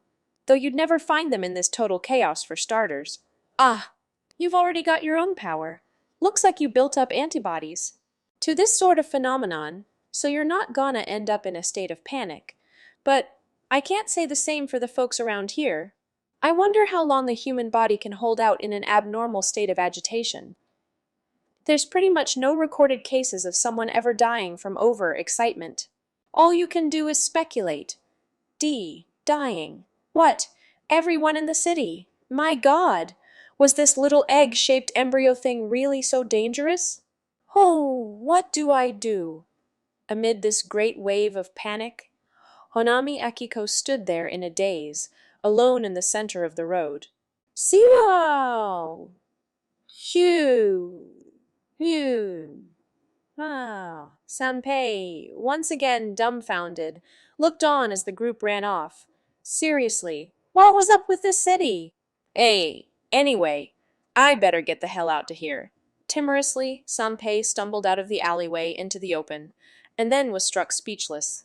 People were yelling and screaming in an uproar all around him. It had spread throughout the city now, it seemed. He couldn't even make out what they were saying at first, but straining his ears, it seemed to be. It's the end of the world! We're all doomed! What? Sanpei's jaw dropped. He didn't understand the reason for their hysteria. It was, of course, because they'd been infected by his countdown. The gang of 8 who had run away had been spreading fear and panic to everyone they crossed paths with. What's going on? What's gotten into everyone? It seemed that the longer he remained around the commotion, the calmer he was. This was to be expected, given that the nature of his power was to transfer his own confusion to those around him. But then it struck him. Oh, yeah! Maybe now. He wove between the people running all over the place on the road and snuck into a cafe. It was deserted inside. Everyone had since fled. Only the sound of the cable broadcast rang emptily through the shop. Once he'd checked the ceiling and walls for security cameras, he carefully began to take out fistfuls of cash from the register. Hey? Hey? Hey? And then he bolted like a frightened rabbit and ran. And when he'd finally made it as far as a park with no one else in sight, he burst into laughter. He didn't really know what was going on, but it looked like his luck hadn't completely run out after all. At the 11th hour, somehow things had finally started going his way. Or rather, everyone had run away. He could think about that later. Right now, he had to try to stay calm and get a grasp of the situation. Ooh, ah, he glanced around to discover, again to his good fortune, that beside the park, in front of a taxi parking lot, was a cup ramen vending machine. They had his favorite miso. He decided he'd use the money he'd just stolen to buy it. Even the way the change jingled out was somehow getting him emotional. Ha! This could be a hell of a lot worse. Getting excited for no reason all by himself, he brought the cup ramen filled with hot water to a park bench and waited 3 minutes. A faint music from somewhere afar carried on the wind. It was a cheerful tune, but unfortunately too faint to make out. A lot of things went through Sanpei's head as he waited.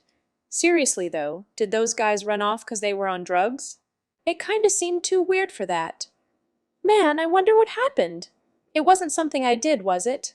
He was muttering out loud as he thought, a habit he seemed to have picked up in the few days he'd spent away from home. Maybe I actually learned how to properly intimidate folk. I've really had it rough. Like, the guy who's been through hell and back's got this new menacing aura or something? Hey! Ha! Or something? He wasn't serious, but the thought entertained him. Maybe I really am hot shit, and the future's got big things in store for me. As he joked to himself, again came that faint music, like the sound of a flute playing, and he snapped back to reality. Oh, yeah, that should be about 3 minutes now, huh? He split the disposable chopsticks he got from the vending machine and peeled open the cup lid. There was a silent moment of appreciation, and then, just as he was about to start slurping up the noodles, the music stopped. No, you no longer have any future to speak of, the voice came from behind him. Sanpei was so startled he nearly spilled his ramen from fright. Who? He spun around, but there was no one there. All that greeted him was the rustling of the park trees. Huh? Was he hearing things? He strained his eyes to see until again came the voice from behind. It's similar. Your power and my existence. With a leap, he turned again.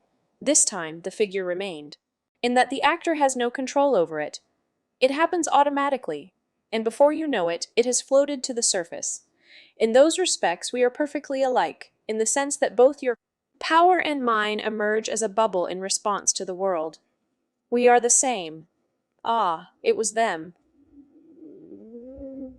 Their expression was oddly asymmetrical, as if they were angry or perhaps crying, and Sanpei already knew who it was. They wore a black hat that was like a pipe, and a black cloak. There was black rouge upon their white face, as if it had risen to the surface. Man or woman, it was impossible to say, but there was no mistaking it. It was the Shinigami he had seen that time on the street, the start of his run, in with bad luck. We are the same. And for that very reason, their top half swayed slightly. I cannot let you escape.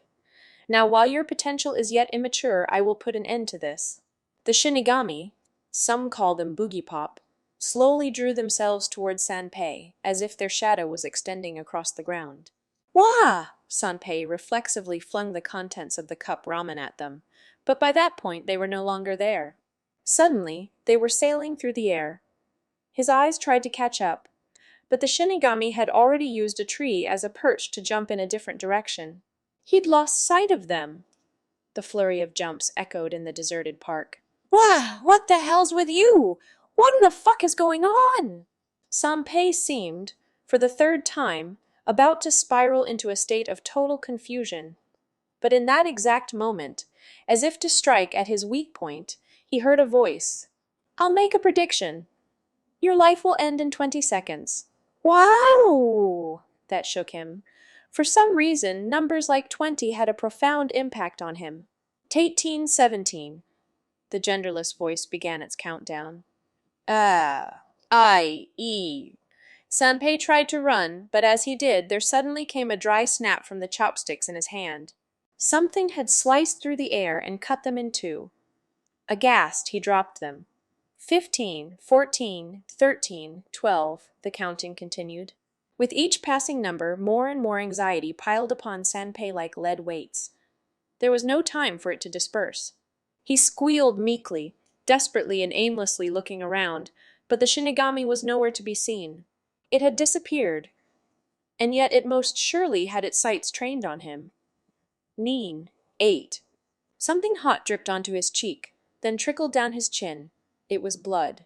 Part of his left earlobe had been sliced and was hanging off. W-way! Wah! Ah!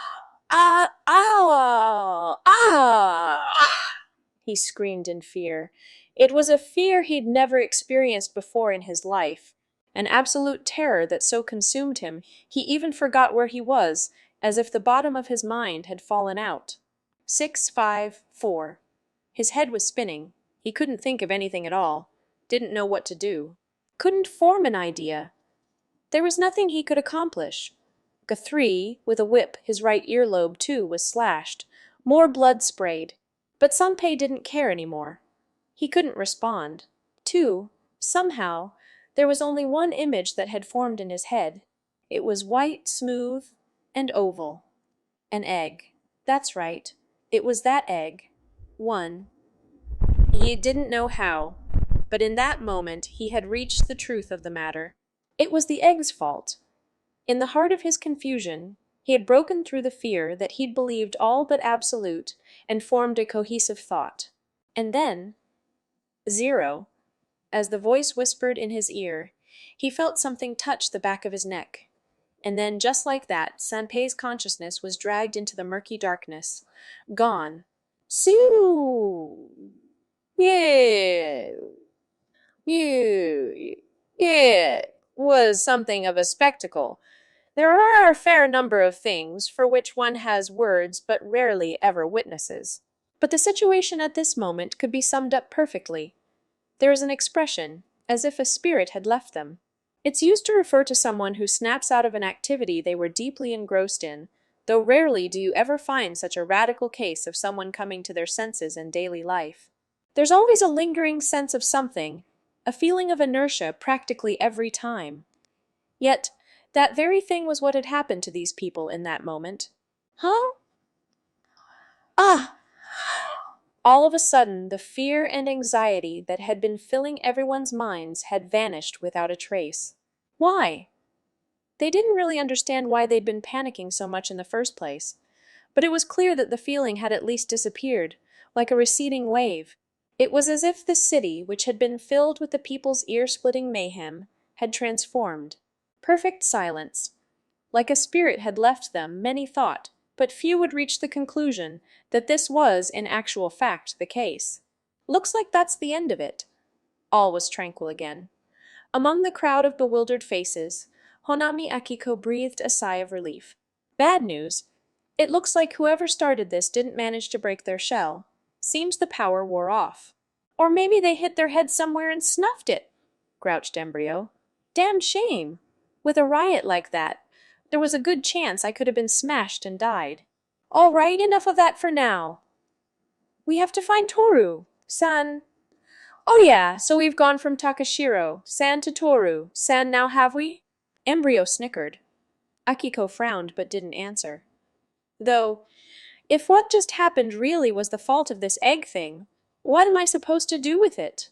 She asked herself. Should she smash it to pieces the way it wanted? She didn't know why, but something inside her advised strongly against it. She had no idea why, but Akiko-chan, there's not a thing in this world that doesn't hold value. No matter how awful it may be, it is, just by virtue of its existence, a possibility that might give rise to the future. Again, Q-ni-e. Chan's words echoed in her head. It was strange. Ever since she met Embryo, she couldn't stop thinking about the boy. He'd died so young. She shook herself out of it and set out in the direction that a convoy of patrol cars were headed. Now that the people's confusion had dispersed, she should be able to wave down a proper cab somewhere. Indeed, she could not have known, but the confusion that Countdown had brought about was no more. This also meant that it had left the police, almost as if a spirit had left them, who were at this very moment launching their attack on Takashiro Toru, Taniguchi Masaki, and Pearl. And yet it wasn't enough to bring the situation under control. In fact, it was quite the contrary. I realized immediately that I'd been shot. My body spun wildly and I fell to the ground like I'd been hit with a hammer. And yet, the fact that I knew what was happening proved that I hadn't taken all that much damage. Where is it? My shoulder. It's just a graze. I gauged the extent of the attack from the pain in my body. The bullet hadn't been a direct hit. It was just that the impact had had such a weight to it that I'd felt it all the way to my bones. Now, lying flat, I turned toward the sound. And as I did so, I witnessed the patrol car that Toru and the others were in ignite. What? My eyes widened. Not because I was worried for their safety. On the contrary, what I saw was Toru could see them clearly, several lines that ran through the air. He knew them to be lines of death, and that crossing them would spell the end. So even before the bullets had started to fly, he had swiftly embraced Pearl beside him, who was disguised as Honami Akiko, opened the door and jumped out. The car exploded behind them, but Toru and Pearl were already out of range of the blast, which forced its way through the vehicle's cracks. They stood safely to its side in spite of the raging inferno, by which point Toru had let go of Pearl and already moved on to his next action. Tracing the lines that he could see, he moved into the blind spots of the police who were firing upon him. It was as if he were drawn to them, riding a course that carried him closer. The hell! Taniguchi Masaki wasn't the only one who was surprised to see this. Pearl herself, who was right there by him, watched in disbelief. What did he just do? Even I hadn't. It went without saying that even Pearl hadn't considered the police squad would suddenly start firing indiscriminately, and Toru should have had no way of knowing that. But now, it was as if he had seen through everything, his motions effortlessly fluid, dodging each and every attack and explosion that followed, and had even gone on the offensive. Is this what Takashiro Toru is capable of? Toru now held an iron bar, which appeared to have been lying at the edge of the construction site. He'd picked it up faster than she could process. He then went for a police officer who had lost sight of him and decided to emerge from the shadows. Wah? The police were no longer gripped by fear and were therefore aware of the problematic nature of the actions they'd personally taken, but they made no attempt to flee. Instead, they set out trying to gauge the situation, and that was when the storm hit them. Toru's iron bar had already struck 4 or 5 police officers and was already heading for its next target. What?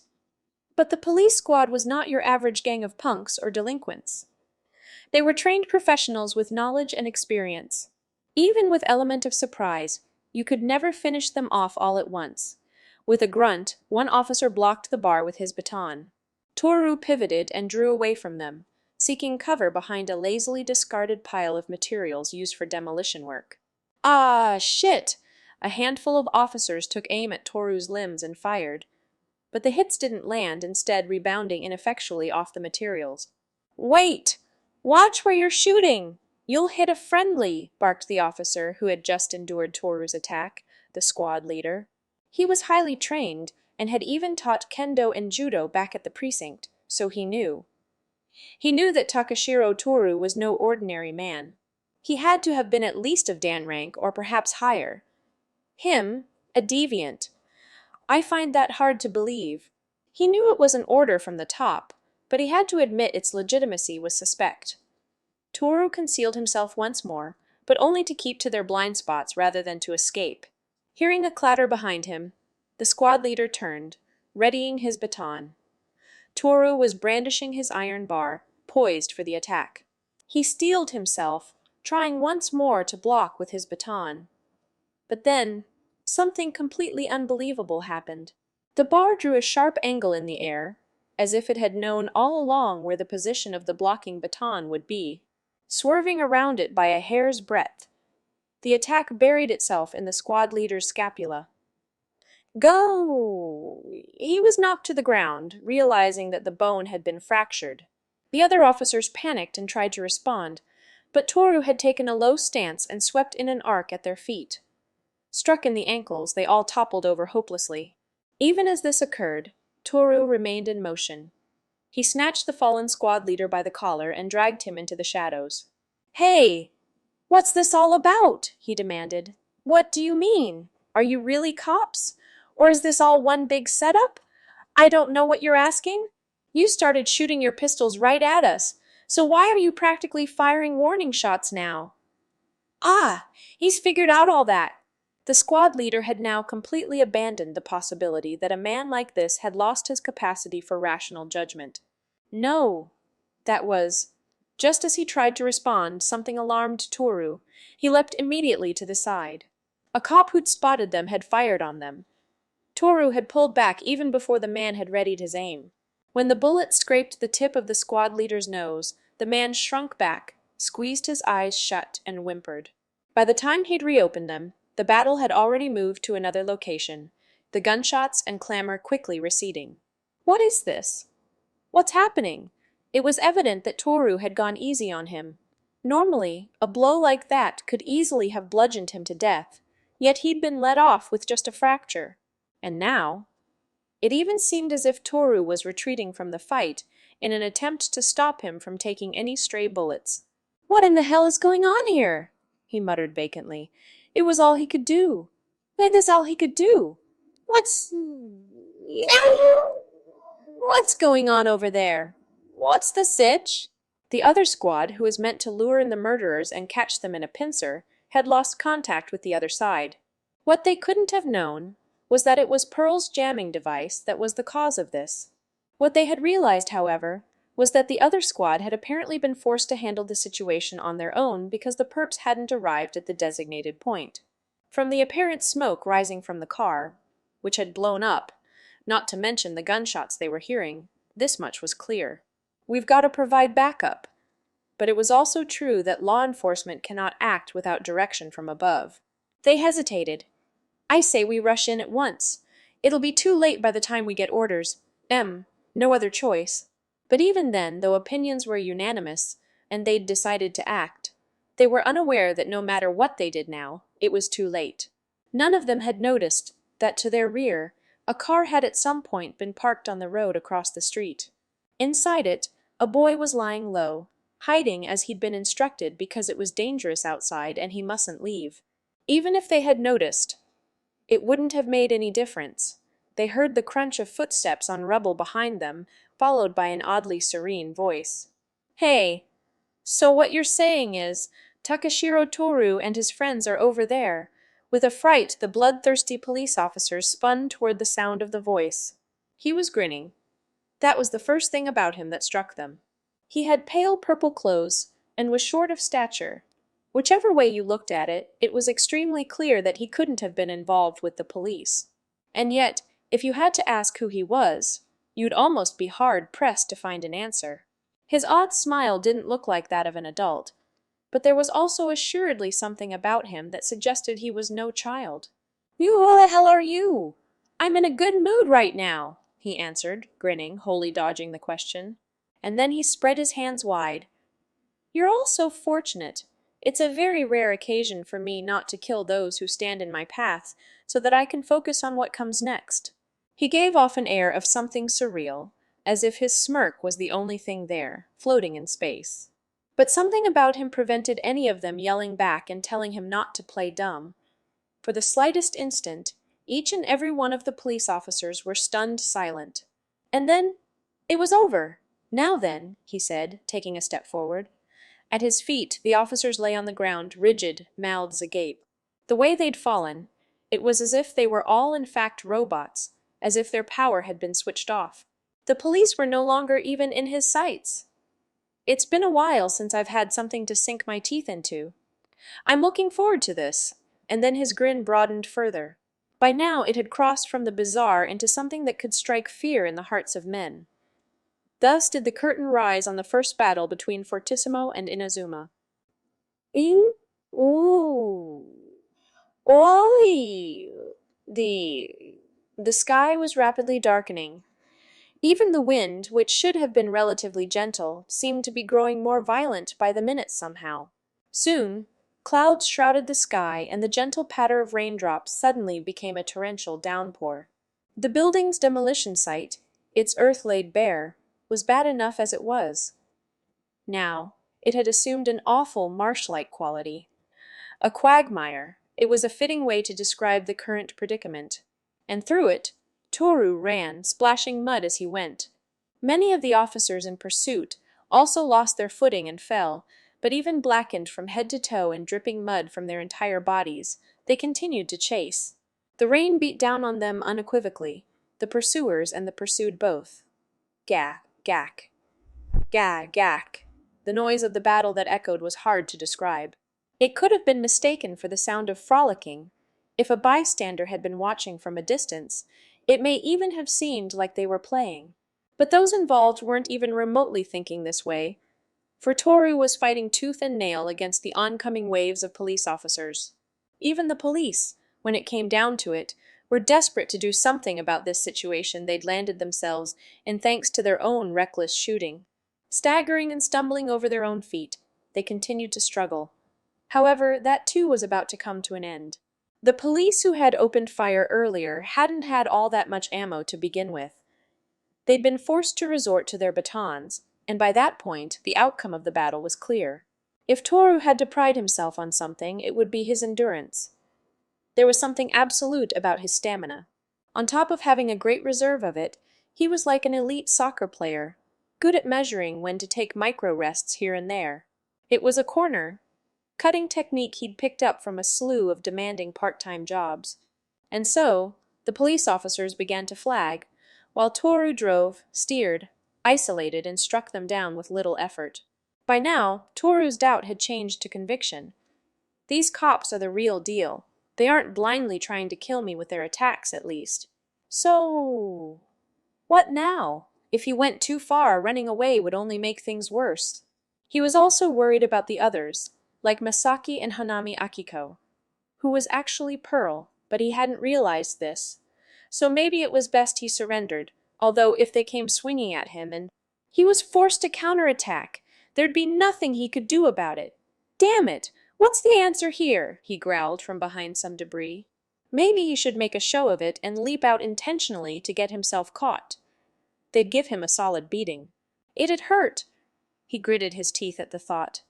But they were out of bullets out there. There was no danger of him being shot to death. If he was going to do it, now was the time. All right. He waited until it had gone somewhat quiet, then sprang forth.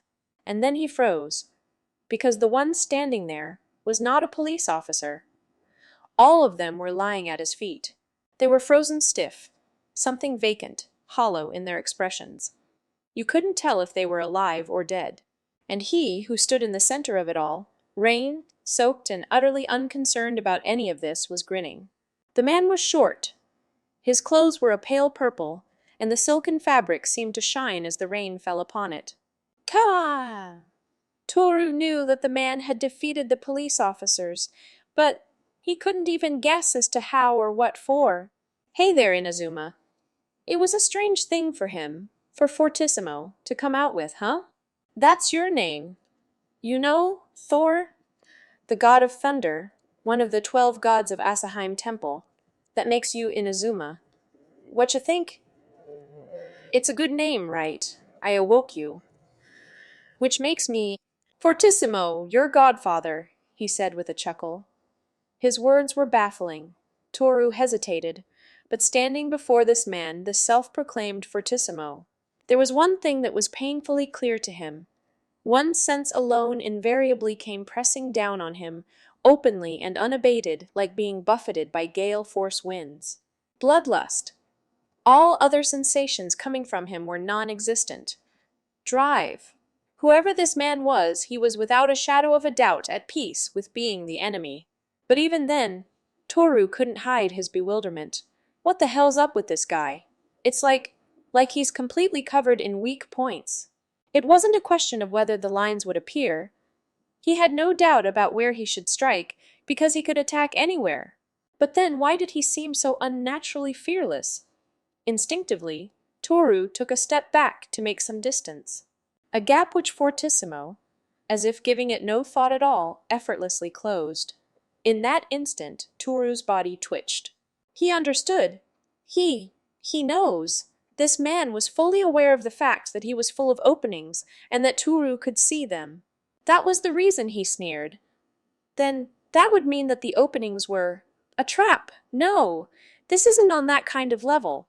Indeed, it was the very way one might present themselves to a wary wild animal, as if to say, "Look, I'm not afraid," inviting them to bite. Since they weren't on a level playing field, it was a given that the one with the higher ground would approach. But what was his superiority grounded in? Not from a weapon, from the looks of it. You'd be hard-pressed to say he had good physique, so it seemed unlikely that he was strong. Then was it his technique? But if that were the case, he should have some sort of stance. How in the... If it were Taniguchi Masaki, he'd surely have been able to tell, having studied so rigorously under Sakakibara General. This went beyond the strong and gentle samurai that Toru aspired to after he was once saved. This was the same thing as the heights of the sword, brandished for the sole purpose of burying the enemy. Ultimately, there were no stances or techniques. It all hinged upon the opponent. But what was clear was that it was creepy, something formless, something that, if mishandled, would be extremely bad. This much he knew. He knew it, and yet, erg. And yet he couldn't just stand there and do nothing. The pressure, the tension, they were in themselves already a part of his opponent's assault, gradually tightening their stranglehold on him. He had to move. "Hey, Inazuma," began Fortissimo coolly, as if utterly indifferent to Toru's state. "Don't you find that the true meaning of being strong is not having to lift a finger when you have no equal to challenge you and you're surrounded by nothing but the weak, when the routine of winning becomes so second nature it gets invariably dull and tedious?" he snickered.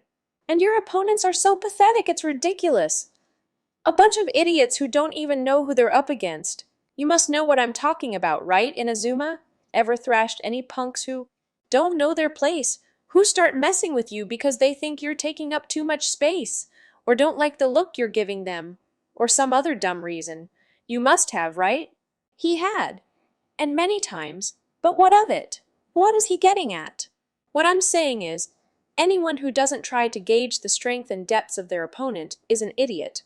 In that sense, Inazuma, by not foolishly engaging me, you've cleared the first hurdle. Which is why I'll give you a proper duel. Fortissimo shrugged his shoulders, and then he moved, his left hand extended with frightening speed, striking out toward Toru's chest. On impulse, Toru swung down with the bar in his hand, aiming for Fortissimo's fast-approaching trajectory. The next instant, he was blown away. Wah! Toru slammed into the materials behind him, the mountain coming down with a noisy crash. The bar in his hand had broken off. The cut was perfectly clean, smooth like a mirror. But he was afforded little time to gawp at it. Fortissimo was already closing the gap. Toru launched the materials at him, dodging to the side. The projectile materials were sliced to pieces in mid-air. Ha ha ha ha! Fortissimo spun around to look at Toru, and a menacing smile rose to his lips. You're the second person who's ever dodged 2 of my attacks. It's been so long. I've waited so long to feel this way. Toru was rushing in even as he spoke. The severed bar thrust out to strike at Fortissimo's side, while Fortissimo was still in mid-turn. Blood sprayed. Oh! Then Toru was in retreat, rolling away. He dropped the bar, now in pieces, and was pressing a hand to his face. From it trickled drops of blood. His right eye had been sliced, rendered useless. His eye, I was aiming for his whole head. So he pulled back a fraction quicker, did he? Murmured Fortissimo calmly, with an air of satisfaction. Toru took his hand from his eye. He didn't have time to be worrying about pain. His field of vision had been halved, but the lines were still visible. They seemed to be more of a feeling to him. He could see them, but... He picked up a new weapon, an iron pipe, and readied himself, trying his hardest to still his hopelessly trembling knees. He could see the lines. He knew that he could strike them, but somehow, the moment he tried to do so, they would disappear. Cut short, as if Fortissimo's power was the act of severing itself. And the pipe just now, it was indeed sliced at the cutting point.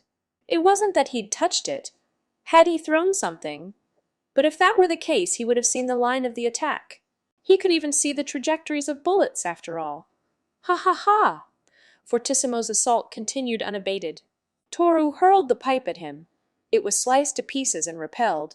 But not only that, even the raindrops falling around him were atomized, showering down in a fine mist. Even with one eye, Toru had seen this clearly. There really had been nothing. Nothing that he could see where the attack should have been. And yet, the fact remained that targets as small as raindrops had been hit with perfect accuracy. Which meant space itself, Toru murmured. To which Fortissimo smirked.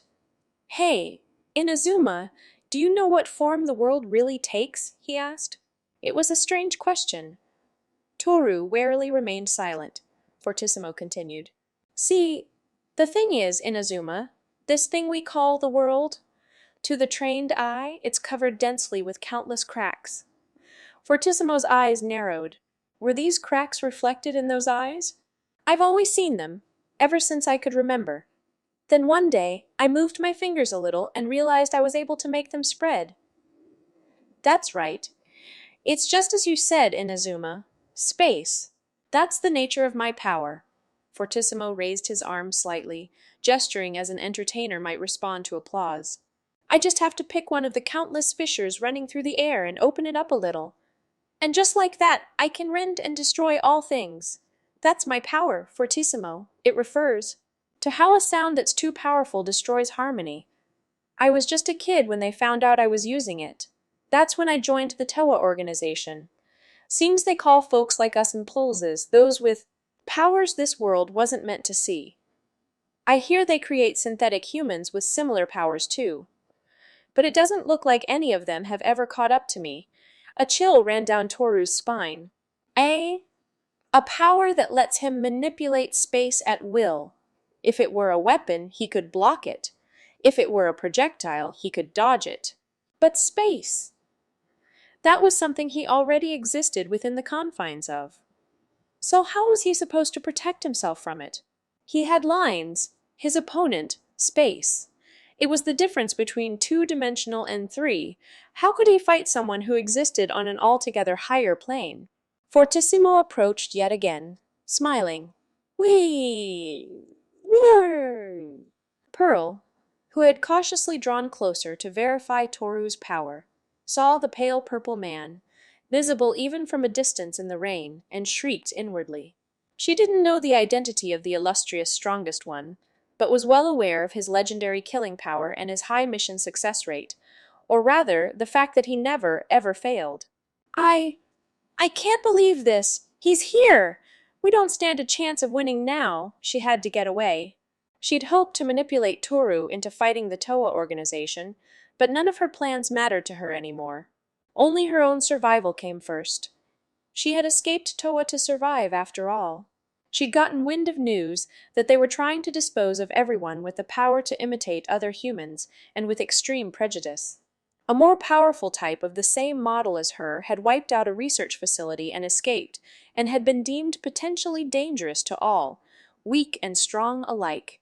Manticore Shock was its name, and it was one of the reasons why the Toa organization was so on edge lately, indiscriminately hunting down anyone suspicious. But there was no way in hell Pearl was going to be killed for a reason like that. So she ran. She snuck into the ranks of an anti-Toa organization and took steps to ensure her safety and fortify herself against the impending danger. And yet, for all her little tricks, she was helpless in the face of Fortissimo, who now stood before her. She had to throw her pride to the wind and run. Her shoes, however, slipped in the dirt, now muddy after absorbing a considerable measure of rain. The sound was not overlooked by Fortissimo, who spun in her direction. Their eyes met. Pearl stiffened. Huh?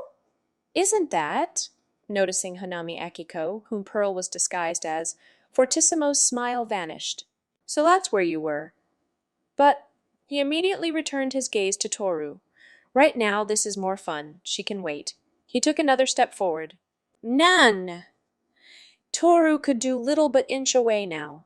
If the openings that had become visible to him were flawed, he could forget all about striking at weak points. He'd realized it was futile. Whatever he tried to do, he wouldn't be able to land an attack on his opponent. What's wrong, Inazuma? Goaded Fortissimo, doing his best to rile Toru up in the face of his visible distress. Where'd all that courage go? You were single-handedly fending off that police squad before. You're doing a disservice to that samurai gear, you know, he snorted. Though, now that I look at it, that's a pretty tacky getup. You look like a complete fool. Was that a hand-me-down? Dunno who gave that to you, but whoever it was, they clearly have poor taste. At this, Toru tensed up, gritting his teeth. What did you say? Oh, that looked like it hit a nerve. What? You have some special memories or something? Hey, facts are facts. Whoever wore those clothes was a guaranteed idiot, he sneered. Shut up. Toru's expression was growing ever darker. He could put up with others making fun of his weaknesses. But to mock Sakakibara Gen, to whom his clothes belonged, was to Toru the same as denouncing the man's very existence. Seriously, though, you don't need to be the lapdog of a fool like that. You should already be leagues stronger than him anyhow. Best thing for you is to spit on backward folks like that. They're living in the past. Fortissimo shrugged and lightly shook his head with an air of disappointment, as if implying he was beyond hope. Oh, Toru snapped. He rushed in toward Fortissimo, techniques and powers be damned. Fortissimo dodged his attack effortlessly.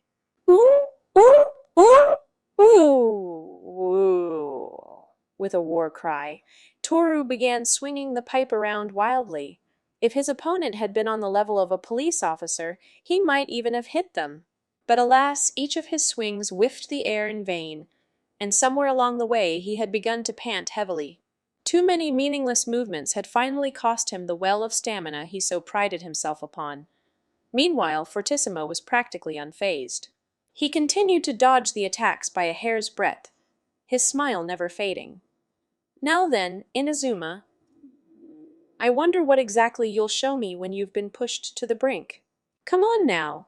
He even had the luxury to contemplate. Toru, on the other hand, was afforded no such thing. The moment one side gives in to anger, the fight is all but decided. Whoever first loses their composure loses the battle. Toru had, at this point, already been defeated. It wasn't about failing to make up for the difference in skill. Eventually, Toru stumbled and collapsed in a pathetic heap, face plunging into the mud. And at this moment, it finally hit him. But it was too late. When he raised his head, what did he see but Fortissimo, hands outstretched and poised for merciless attack, as if to say, if you've got any more tricks, let's see 'em. No good, huh? Toru resigned himself. It was too much. Somewhere in his heart he'd quietly accepted that he was no match for Fortissimo. Although, in reality, things seldom end the moment you come to terms with them. Though he'd been mentally prepared to lose, the power of human conviction is rarely absolute. Even in such abnormal circumstances, that principle was alive and well. And so was the golden rule. That cold, hard reality was especially cruel to the losers and the weak. It happened as Toru was closing his eyes to resign himself to his fate, a lone shadow leaping into the fray. They were no bystander. No, they'd been very much involved. Toru had forgotten that he was not the only one who'd been battling their way through the mud. Toru, Taniguchi Masaki, had leapt in just as Fortissimo was ready to go on the offensive. Then something impossible happened. Fortissimo had been so fixated on Toru out of curiosity and caution that Masaki's fist had hit him square on the cheek, launching him through the air.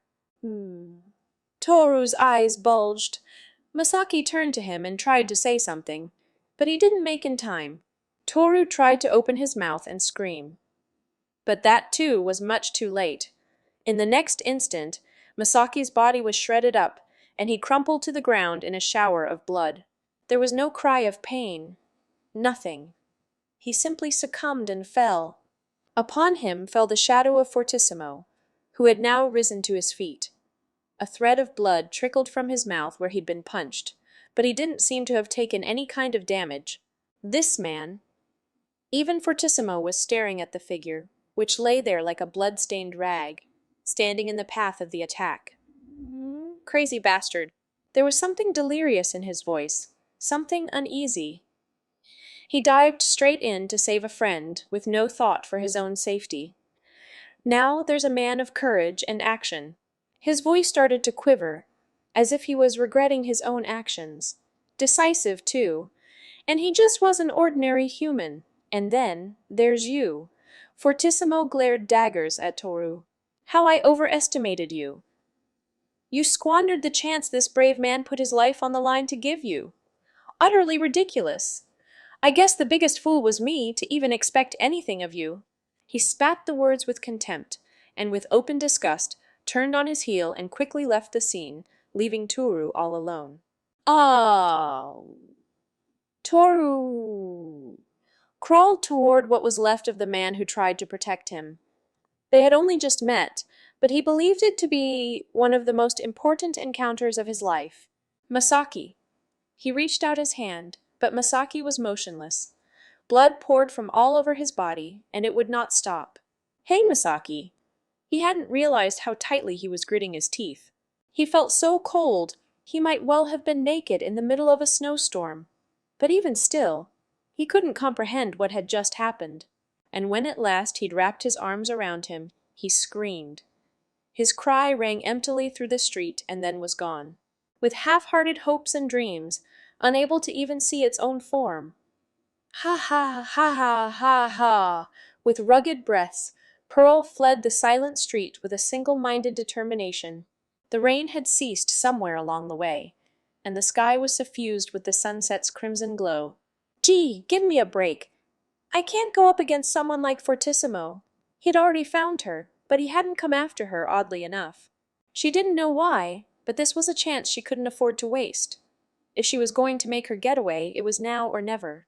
Her plan, however, sadly fell apart. A car parked just as she turned the corner to exit the street. In the driver's seat was Fortissimo, staring intently at her. He'd been one step ahead of her. Oh, crap! All Pearl could do was stand there in a daze. She was prepared to abandon all hope, but then something altogether unexpected happened. Ni? Chan! Shouted a boy, leaning out of the car's passenger seat. It was Honami Hiroshi. Then it hit her. She was still in the guise of Honami Akiko. T. Then are you telling me that, while she stood rooted to the spot, Fortissimo and Hiroshi exited the vehicle and headed over to her? Thank God, Ni. Chan! I'm so glad you're safe. Hiroshi was beaming with joy. His reaction didn't look faked. He genuinely believed it was her. He probably hadn't even considered that his sister might have been swapped for someone else. Though, of course, Fortissimo had to have been aware of this, and for quite some time. Fortissimo walked slowly toward her. She stared as he approached, fear in her eyes. Ah, this is Lee-san. He saved me, chimed in Hiroshi to explain. Saved you? So then her allies had failed and had either been wiped out or forced to retreat. Either way, it meant that she was isolated and couldn't expect any rescue on that front. Even as Hiroshi nodded his head, Fortissimo drew ever closer. He seemed to be in a particularly bad mood. She couldn't really tell if he was suspicious of her. Akiko-san, right? Murmured Fortissimo to her, staring like a hawk. T. That's right, replied Pearl timidly. Only half acting. She really was afraid. Ooh, do you have a portable game device on you? Huh, do you or don't you? Pearl thought hard. A game device? What the hell? No, wait. Think about why Fortissimo would turn up like this. Right. This game device thing's got to be Embryo's current vessel, which probably means that it's in the real Honami Akiko's possession. Though, of course, Pearl couldn't have had such a thing herself. Oh, that. I lost it somewhere, she said, quickly making up an excuse. If she couldn't pull off her act here, her life was over. You lost it? How? He asked, dispassionately, without any discernible anger. Ah, a lot happened. We were attacked by these bikers. Then the police started shooting at us. I think I must have dropped it somewhere when I fell, she blundered out in response. She was genuinely shaken, which lent much credence to her act. I see. So you're saying it might have been smashed then, that there's a good chance of it. Probably. What possessed you to even walking around with a game device in the first place? No real reason. Just because. It was a good substitute for a watch, and I could pass the time if I needed to. Fortissimo's face remained passive. She couldn't tell what he was thinking. You ugh. Pearl was so terrified she could scream, but frantically stifled the urge. Fortissimo was silent for a moment, then suddenly burst into a grin and laughed. Well then, that's perfect. It was a dangerous item. Smashing it was the best thing you could have done with it. She was taken aback by his sudden change in attitude. Anyway, Chan, we need to get out of here. The police are after you, right? That's bad, right? Please get in the car. I know a safe place. We can head there for now, urged on. Fortissimo had her sit in the passenger seat of the car he was driving. The car accelerated and began to tear down the street.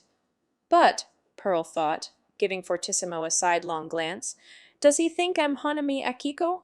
Or is he just letting me flounder so I can guide him to Embryo? Or maybe someone like Hanami Akiko was low on his list of priorities, and he was focusing on something else. Regardless, Pearl didn't have the luxury to poke around right now. If her identity was exposed, she'd be killed on the spot. I'll need to bide my time and wait for a chance to counterattack or escape. With the three of them on board, the car drew steadily away from the site of the chaos and off toward the next stage. Ew. As for the real Honami Akiko, what is this? Akiko was struck dumb by the sight of all the police lying on the ground before her. I did tell you not to get involved, said Embryo at her chest, dripping with sarcasm. The wail of distant sirens faded in, until suddenly they were practically upon them. She was left with little option. but to rush into the shadows, as she didn't have a good explanation for why she'd come to such a place. There were a lot of people on the ground, but it didn't seem like any of them were at death's door. That's all it looked like to her, since the place where Tanichi Masaki had fallen was in a blind spot, not to mention it would have been too far away anyway, so she simply headed off. She was worried about Toru, but if he really was an uncontrollable ruffian, there'd be little she could do about it even if she went. She couldn't believe it. She didn't want to, but it was one more reason for her to be afraid of finding him. What am I supposed to do now? She couldn't think. What's the plan now, lady? Asked Embryo at her chest. I don't know. Your power to control life's gonna cause you all sorts of trouble starting from now. You better do something about that pronto, she realized she was crying. What do I do? What am I supposed to do? In her heart, she desperately wanted to see Kunii-chan again. He was always so calm, and always had an answer for anything you asked him. How nice would it be if he were to suddenly show up now and ask her, "What's the matter? I see something's troubling you." But the dead cannot come back to life, and even as she thought this, reality continued ever further down an irreversible path. Help me, Kunii-chan, help me! And so she walked unsteadily away from that spot. In 30 minutes, she'd get home and be stunned to find the lock on the door broken, the rooms ransacked, and her little brother missing. But right now, she was unaware of all this, and simply wandered in a daze, a great secret still dangling from her neck. So, wow, Nasaki is. Nagi Kirima clenched the receiver tightly when she heard the news. How's his condition? I see. All right, I'll be right there. No, I know the way. After hanging up the phone in her apartment, Nagi tried to still her trembling body. She shook her head violently, several times. My God! Unconscious and in critical condition! Just then, there was a loud thump. Nagi looked up. The entrance connecting to the living room and hall was open, and standing there petrified was a girl who'd just this moment returned. Orihata Aya. Her bag had fallen at her feet. Masaki. Her face was as pale as a sheet. Thus the police investigation had made some headway. The results of the autopsy had come in, indicating that the death of the officer who first reported the incident was a suicide. And not only that, the gunpowder residue from the other victims had made it clear that they'd been shot by said officer. His motive and a number of major factors remained unclear, causing quite a stir within the police force. But Takashiro Toru and his friends were, at the very least, cleared of suspicion. Taniguchi Masaki, who'd suffered grievous injuries, was admitted to the police hospital and had been receiving treatment, but it was a rocky road. Whatever the wounds had been inflicted by, they just would not seem to close up. The bleeding wouldn't stop and would be life-threatening if left untreated. Takashiro Toru had undergone questioning, but remained in a daze no matter what they asked him. He was in a stupor, utterly incapable of replying. Even after they'd subjected him to a forceful interrogation, the look in his one remaining eye was vacant and unresponsive. Yet, according to the testimonies of the officers who'd actually engaged him, they had to admit that he was only acting in self-defense, and that even if they were to restrain him to a degree as a material witness, they'd have to acquit him straight away. Hey! What the hell happened? What was it that hit your friend to leave him in that state? You don't have any idea about who attacked you. Has anyone ever held a grudge against you? The detectives tried as best they could to wrangle something out of him, but Toru's heavily bandaged head didn't even twitch. He simply stared into space, eyes drifting without focus, as they seemed to be getting nowhere. Toru was moved a few hours later to a holding cell. They were hoping that he'd loosen up after he cooled his head a little. Stared into space, mouth half open. Ah, a tiny sound escaped his lips. Ah, nah. Fortissimo stood before his eyes. Drenched in rain, the man was looking down on him with disgust. How I overestimated you, Fortissimo's icy voice echoed. You squandered the chance this brave man put his life on the line to give you. The voice thundered in his head like a long nail being hammered. Blow after blow into his skull, utterly ridiculous. Toru's fingers gouged at the flesh of his thighs as he hugged them, utterly, and with his one eye still open he snapped and smacked his head against the cell wall, and again, screaming without rhyme or reason. Alarmed by the noise, the prison guards on duty flew in. Hey, what you doing? But Toru bent and stretched his entire body, carrying the police officers trying to hold him down along with him, and continued bashing his head against the wall. Someone get over here! He hadn't heard the guards' cries. Masaki's words were the only thing ringing in his ears. Could you quit being so polite? You're older than me after all, and it's totally fine if you just call me Masaki. And then he saw his smiling face. It unsettled him. He'd always been pursuing his goals with a kind of reverence, but it had taken no time at all for him to achieve them. He'd feared, somewhere deep down, that perhaps they were things he never should have been striving for.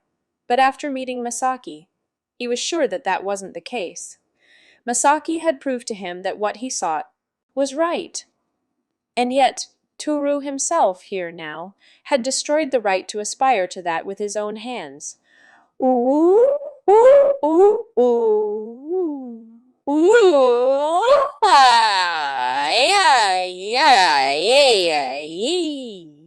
Screaming, blood pouring from his head as he smashed it at the wall, Toru was maddened with helpless rage. Against all the parts of him that weren't strong enough. It can't end like this. It can't end like this. Absolutely could not end this way. He wouldn't let it. He had to do something, even if he had to sell his body and soul to the devil. Vezir, the boy had been taken in after he'd passed out in the park. Normally, he would have been escorted to the nearby police station and formally put on record, but as all the precincts had been caught up in a great commotion, he ended up being dealt with at a police box. It wasn't long before he'd woken up. When a young rookie constable told him that he'd get him a roof over his head, he ate with gusto and blurted out the whole story to the man, revealing everything from his identity to the fact that he'd run away from home. "Well then, Sanpei-kun, what's the plan now?" asked the young constable.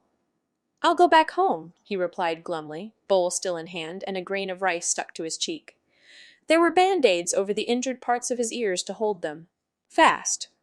Apparently, he'd tripped and fallen in a bush.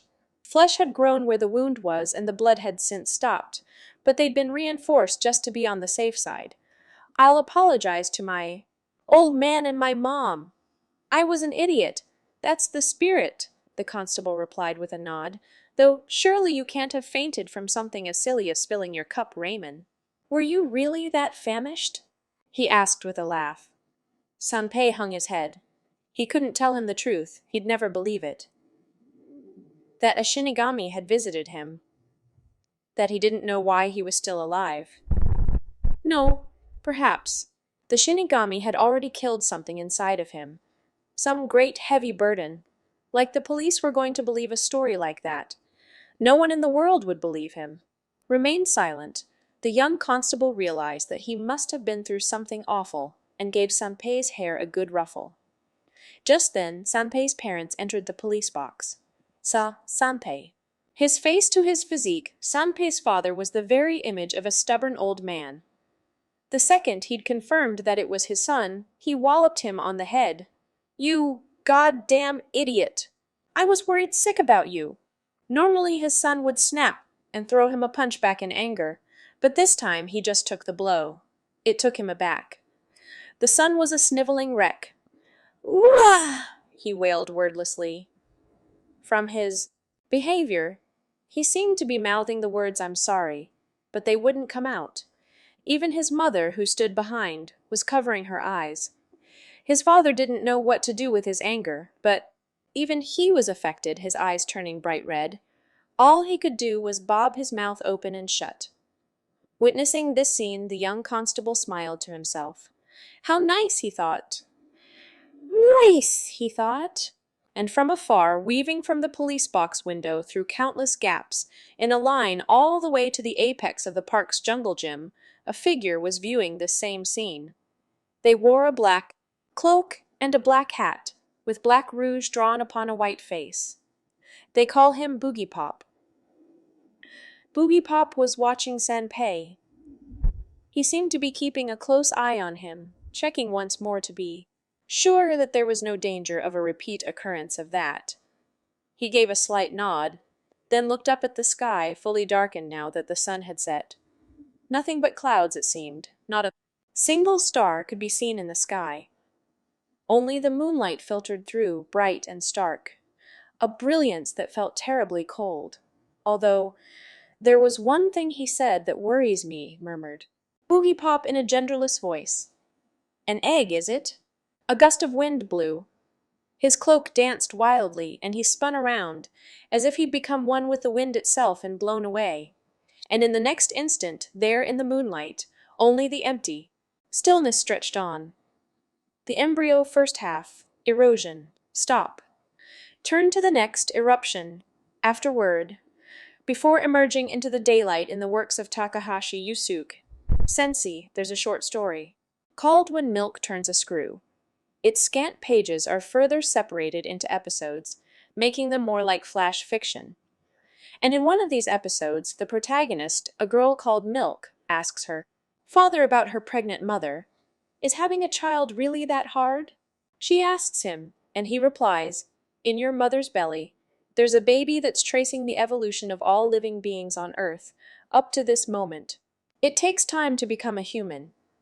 His answer was quite philosophical, but after hearing this, Milk prays to God in heaven that it must be hard for her mother, so she wants her little brother to be born already, even if he's only part matured. Her wish is granted, and, well, that's the gist of the story. There are a lot of gags that rocket into the surreal in the works of the master mangaka of the strange, and this is one of them. Or rather, it's a story representative of his earlier works. Anyway, as for what ends up being born, that's a twist I'm not going to spoil for you. All I'll say is that by the end I was very impressed. Going, aha, I see. In other words, if we assume that the half-developed fetus growing in the womb has awareness, the moment it first wonders what it is, so far as the basis for its assessment is its current self, I considered, would he or she keep mistaking itself for an amoeba, or a fish, or a lizard? I'm sure plenty of my readers right now are thinking, who gives a shit? But think about it. We've actually already experienced something just like this after leaving the eggshell that is the womb. No, really, supposedly, when you're a kid, there's a time that everyone thinks they're number one. Looking back at my own childhood, I get the feeling there were a lot of times where I might not have been so honest with myself about a number of things, but I did think that people who think they're amazing are the coolest in the world. As I grew up, I started to catch on that they weren't necessarily all that, and that I and things related to me weren't really all that significant. Having said that, not all misconceptions disappear once you've grown up. Rather, and this is just my personal viewpoint, the things I thought about when I was a child were so primitive, that they were guaranteed to be off, but in the same way that a life that's only just sprung into being thinks I'm a cell.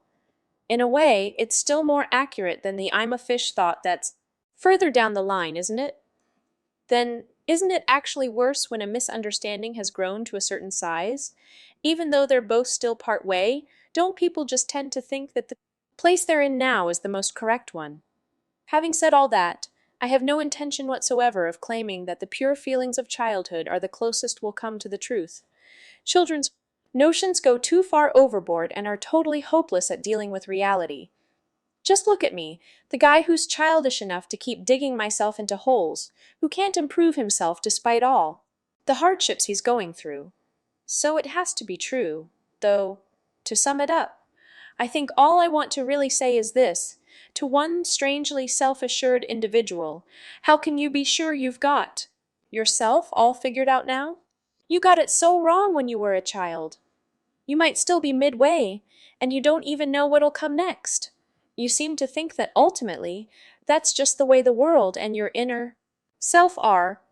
But what if that very state is inside the egg and still hasn't become what it was meant to be? Maybe none of us have even broken our shells and worshipped the sun. Anyway, yes, things like that Not knowing what lies beyond that growth is frankly quite a problem, but is it not our pride as eggs to hold on and be patient? A samurai pretends he has eaten well when he has no food, does he? You know, this writing is midway, but I'm ending it here. Bye now. Really, though, isn't this very text an immature piece of work that's still in its shell? Well, whatever. And that? Attitude's probably a misunderstanding right there, huh? Bejem, Set the Controls for the Heart of the Sun by Pink Floyd. A note from the translators: this translation is a fan-created project that's meant to fill in the hole left by official translation efforts. It's not intended to replace official translations as a cheap alternative. As such, any and all translations that end up receiving an official translation will be removed upon the release of that translation. No exceptions. Also, to make the transition from official translations to fan translations as smooth as possible, all translations on this site will follow the conventions put forth by the Seven Seas Translations. These include he translating certain terms in the same way, X-Fire-Witch-Imaginator, traditional Japanese name order using Japanese honorifics. Please support the official releases so that we can get more quality Boogiepop content. Bedgem, Everybody wants to rule the world by tears.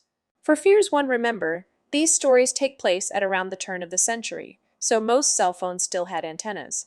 2. I'm only noting this because it's not mentioned in the official translation of Pandora, but the name Eugene is a reference to Pink Floyd's Careful with That Axe, Eugene. 3. This is a bit tough to translate. In Japanese, strongest, Wei Kwang, is a noun, so it can be used as a sort of nickname. That doesn't go very well in English, so we have to translate it a bit differently. Normally, we'll go with strongest one, but sometimes we might modify it depending on the context. 4. This text in square brackets is dialogue. Japanese has 2 different styles of quotation markers, so it can be easy to denote speech between 2 people without saying who they are. That's kinda tricky in English, though. We'll be using this convention for now, but might change it later if we find something better. 5. This refers to a specific type of handheld video game that was popular in Japan for a while. More on what it is later. 6. Asen is a middle-aged man. Like with Onyasin and Onizen, calling someone middle-aged man in English sounds weird, and there's no good analog. So we left it as is. 7. PvP is a common acronym in games referring to player versus player encounters.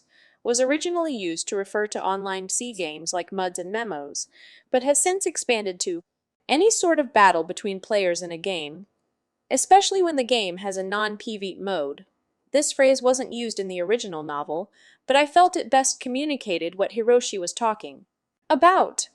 8. A small thing here, but it's worth noting that the word he uses here is sayonara. This form of goodbye, unlike Hiroshi's, implies a long-term or even permanent goodbye, often used for dramatic effect in Japanese fiction. 9. While largely irrelevant to the story, this confirms exactly what Hiroshi's portable console is. It is most likely supposed to be an imitation of the Sony Pocket Station.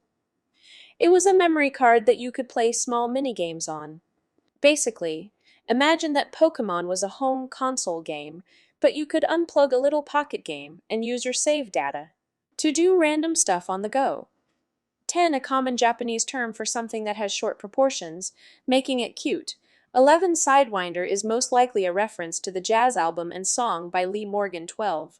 Diamonds, the group's name, as well as Pearl, are both a reference to the album and song Diamonds and Pearls by Prince New Power Generation.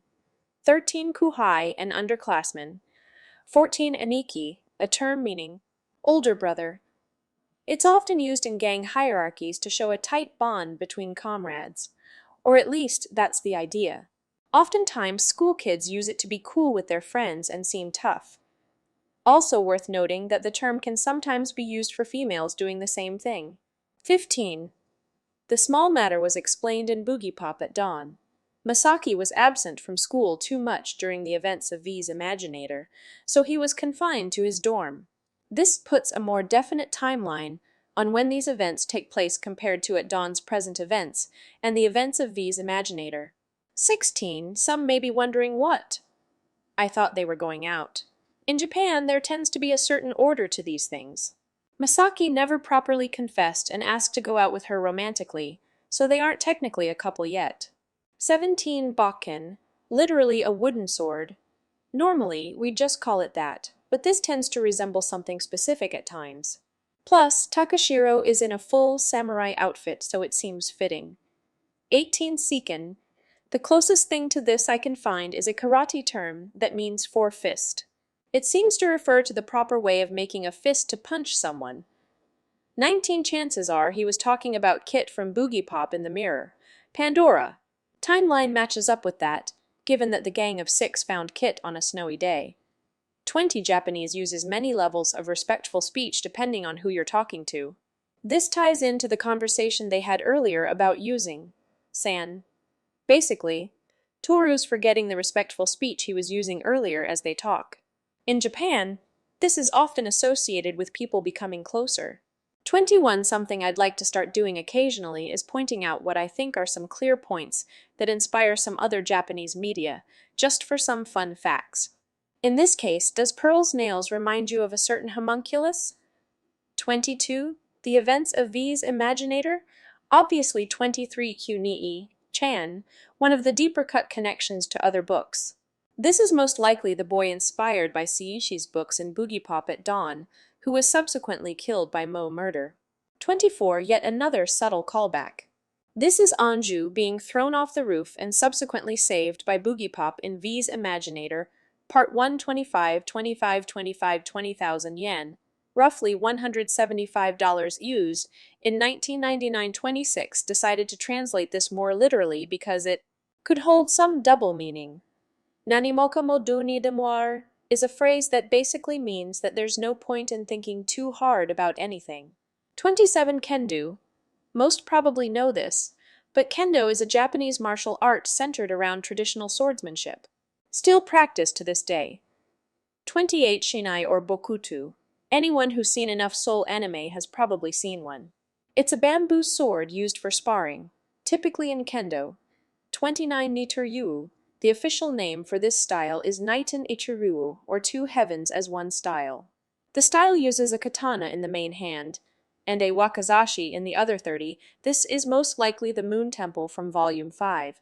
Timescale of the novel and the fact that there was an incident that would be public knowledge points to it. This also means that this novel probably takes place around April 31. Inazuma literally means lightning, so Fair took Thor and made it a Japan name. Everything else here is sorta nonsense from what I can tell. There are no 12 temple gods in Norse myth. They're priests, and Thor isn't one. And it's the Asgard temple, which is located in Asaheim, aka Asaland. 32. Godfather, original Japanese, was naming parent. 33. Obviously the same Manticore from and others. The name Manticore is a reference to the Elbsong album Tarkus, though I can't figure out what the shock part refers to. The Manticore section of Tarkus is an instrumental, and shock doesn't appear in the rest of the song either. Peter Gabriel's Shock the Monkey comes to mind, but that's a stretch. 34. No, not like the old English police boxes. These are more mini police stations. Think of like a police booth that houses a couple of officers to take care of really minor things, and so that the police is more widespread. For a more specific example, a police box is featured heavily in Boogiepop Phantom Episode 5. 35. Takahashi Yusuke. Sensei. A horror mangaka. 36. This term, terchu or midway, appears in this segment a lot, but keeping the term the same is difficult in this section. The fetus is midway. People are just midway as they get older, ect. 37 basically means that a person is putting on a brave face. Was going to localize the phrase but kept it as is because of the connection to Toru. 38. More wordplay with toku. Once again made it a bit more literal to at least attempt to preserve the multiple meanings. It's a jab at his own writing for being immature, but it's also a play on that this is an unfinished story, much like how an embryo is an unfinished life form.